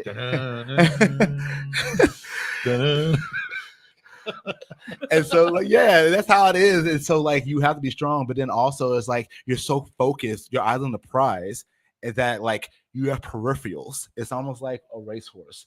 They'd have blinders to where they only can see, the end. And so when you see somebody, I would have that problem. I'd be looking at the crowd and looking at this way. Let me find out you got cocked eyes. That's funny. No, but like also like I was saying, I was like, like you're so focused that your tunnel vision. But then sometimes when somebody falls, you're all like right there, and somebody falls, it seems like they fall in a hole. Like they just disappear. They just disappear. And you just hear crashing and burning. You're like, no. Yeah. I mean, you gotta stay focused. It's not. And can I put this out there too? For this is an education moment, teacher moment, and everything, because this is something that is out there. Speaking about inspiration, we got T-Ron. I just want to give a big shout out to T-Ron. T-Ron, Simply Bad. Hicks is on saying, "Hey fam." He's What's saying up, hello. man? What's good, bro? Hey, how can you honest do that with me, bro? Like straight up. Yeah, T-Ron's going to be coming on. He's going to be coming on soon. He just came out. He came out with tattoo mark, and we handed out the teddy bears to the children's hospitals. Yeah, I saw that. I saw that on the kids loved his belt. I saw the that wrestling belt, man. They love it. No, man, like he does great work and everything. And so, hey, shout out to him and stuff. Follow him. Y'all get a chance. He has great content and inspirational. Yes, and he's always doing good stuff in community. Plus and everything. He's a good wrestler. Not good at me, but still. Like, I said that. I said it. What's up? All right, so I think we're gonna have a match right here. Yes. Okay, I mean, you're talking about the run, right? Who can jump over hurdles, right? Like, he's gonna like slam this. it. He's like, I'm gonna put you in the ring with T-Ron and Chaz. Oh my God, Chaz is a different animal. Like he just looks intimidating. Look at him. Like eat people with ketchup and mustard. Straight up. Can't. He's a big teddy bear though, man. He's a big teddy bear. Great. He's great and everything. Just don't give him away and everything. I seen his highlight tapes too. So but no, man.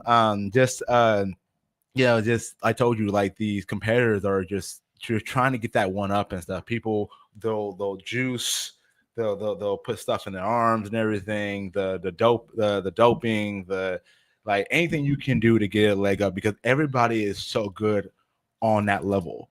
So and you're already almost at your ceiling already. So it's like you're trying to get that leg up. So it's like, what can you do? And a lot of people, they'll sabotage you. Like that's why you can't or drink. themselves, we can't drink anything that somebody gives to you.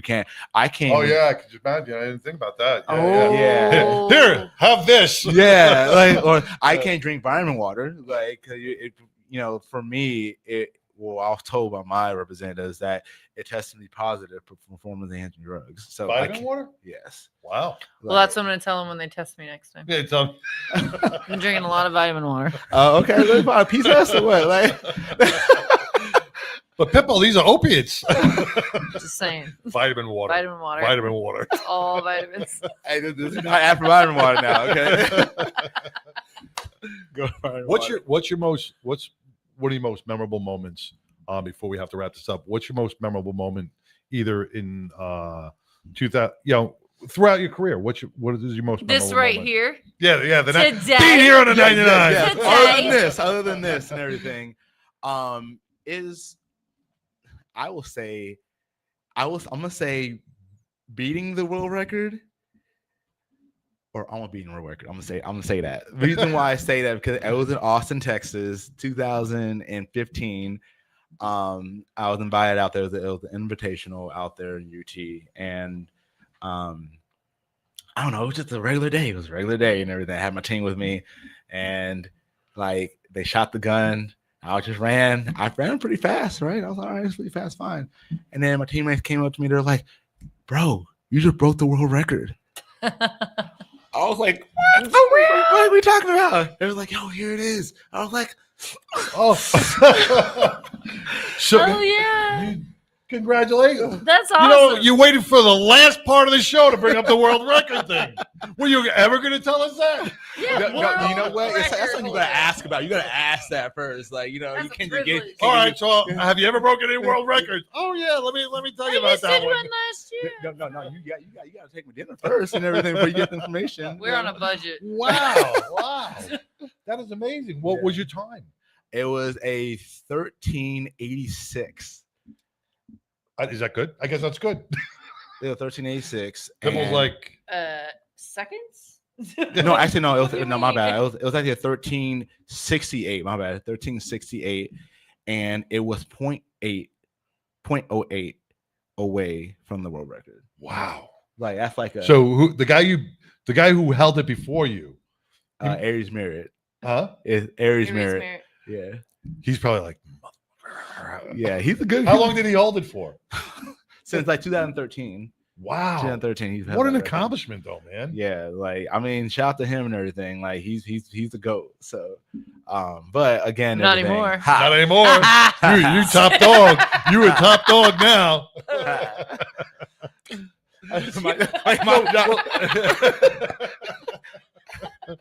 Crazy. So what do you get? What do you get for holding the world record? Like more swag? World record swag. You know what? I honestly like. It all depends on like your sponsorships and with your contract you have with all your different things that you got going on and stuff. If they have stipulations on, hey, you beat the world record, you get first place, this meet, then you get this and this and everything. But like, honestly, I don't know. I just like the saying that, hey, like I was close to the world record. Like, you know what I'm saying? Yeah. Like, I'd be wearing a shirt. I broke the world record. Yeah, like straight up. And I mean, to me, it's all about like, the moments. Like I'll tell people and I tell kids and I tell people that watch my stuff and things like that. Like, the life is not about like the cars, the money, the homes, or anything like that. Whatever it is, about the moments and about the experiences and stuff. Because when we die, we're not gonna take our money with us. We're gonna take. Damn right, I'm taking all $17.86 I got in my bank is coming with me. Okay, King Tut. He got old tomb and everything. Tigger already built it. No, but like, yeah, like we're gonna be in heaven and be like, hey man, remember the softball classic, man, that was great and everything, right? Like it's about those shared moments that you share with everybody. That's why I try to meet a lot of people and try to like meet as many people as possible, share as many stories, shake as many hands and everything with fans and whatever. Because I feel like I owe it to them. You know what I'm saying? Because it's well, you give back a lot. Yes. You do give back a lot. I told you. Howard Scott, right there, baby. Yes, the legend. What's up? Hey, come do a cameo real quick. I told you, legend, right across the stadium. And once again, going to the Celebrity Softball Classic, knowing that what you did there helped out 28 different charities. And that's what I love about all of TK Circle. All the guys and women, the men and women that were at the Celebrity Softball Classic, it wasn't about them. It was about giving back. And not one of you has ever been like, I'm the celebrity. You're real people doing real causes and helping real people out there. And that's why we have so much respect for you and all of the other people from the Celebrity Softball Classic. Nah, you guys are amazing. The fans are amazing because like without them and just the real heroes of like what the Celebrity Softball Classic is about, like they're the real heroes. They're the reason why we're out there. The reason why like we actually care.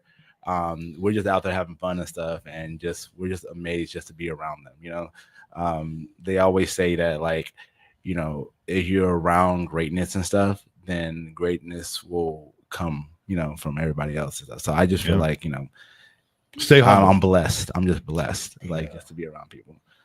Well, how can people follow you? How can people support you? I'm glad you asked. That's a good looking question. No, you can follow me at on IG. What's my IG? I don't even know my IG. No, it's Prince_Chido. Prince. Yes, I'm a real life Prince. I am literally real life. It's really right. You can look this I'm all not up. denying you. I'm not denying you. No, you are upset about the email I sent you. Okay. I just want my 45 grand, man. What pocket change, No, and then also I am a endorser of this place called Just Doing Life, and it's on my Instagram. You can go on the page and stuff. Is it a prison? Swag, huh? Is it a prison? I hope Just not. Doing Life. What does that mean? What does that mean? Hey, I need y'all to define this. Yes. No, definitely no. I hope not. We have to put that message out there. We cannot put that message out there. But no, yeah, you can follow it on there. A whole bunch of good swag on there. Got my Gorilla Grind. Got all the good stuff and everything. I have all the the stuff out there. I love doing things by God and doing things by Jesus. I wear it on my sleeve. So I got a lot of God apparel out there, like just doing life with God, things like that. So what we're going to do is we're going to put your website on our Facebook page, on our webpage. So all you have to do is just go to the 99% Radio Network page, go to supporters. You can click his link, and it'll bring you right to his stuff, and you can get his swag, and you can purchase some of his items, and you'll be able to follow him through our page, and then you can follow him forever. You can just disregard our page, and because we'll delete it eventually. But we'll put you on our page, and this way, our fan base, our listeners can follow you with one click. Yes. Let's go. All right. So what's up before we leave? Any upcoming events where people can find you or see you? Oh, of course, the Olympics, of course. Yeah, definitely. Like, well, not all of us can go to the Olympics. We can watch it. No. I'll tell you right now, it's in your backyard. It's in box you got hanging on the seat on the wall. You can watch it. It's in your backyard. It's in LA. Let's do it. Hey, I was like everybody there in LA. Okay. All right, we'll all stay at Mongo's house. He's in Napa. Mongo, if you're still listening, we're staying at your house for the Olympics. And then we're gonna go over, and you're gonna drive us to the Olympics. Uber. Yeah, I have a lot of things going on. I have I do a lot of charity events and stuff. I just got done with the Margarita Ball. Right, yep, the Margarita Ball. Did that. Of course, does stuff with TK and stuff, and a whole bunch of people that are filtering off from there as well. So, but you can just catch me on my social medias. I'm always putting out great content. Shout out to my girl Lily. That's my girl. She, puts out all my good content. So, like Lily, keep doing good stuff. We need a girl. We need a Lily. We need a girl. Oh no, I got a girl. I got a girl. No, I got a girl. We need one. We need one. We need one. I will connect you to her. Okay, she's amazing. I will tag her on this as well. Awesome. So definitely, like she does good work as well in the community. So, but yes, definitely, yeah, man. Like just follow me, and you can keep updating with me. So perfect, man. I want to thank you so much for coming in. Yeah. I appreciate it, man. Thanks for having me. Chido Ekwu. That's crazy. Again, okay, we're gonna have a class. EKWU. That's crazy. I know how to spell it. I just can't say it. It's like you're sneezing. That's crazy too. Okay. Don't worry. I mess up Smith or Jones. So you have a lisp. It's from New York. I'm from New York. You got one vowel in your name and it's at the end. So you're Italian. All right. Oh, wow. Okay, it's crazy. Oh man. Well, no, I do want to thank you for coming in. We are so honored to have you here and sharing it. We had a lot of fun. I hope you guys had a lot of fun listening to it. Follow him and be part of your community and be the outreach, be the mentor, and be the inspiration in your neighborhood as well. And if you can be anything in this world, be kind. Peace.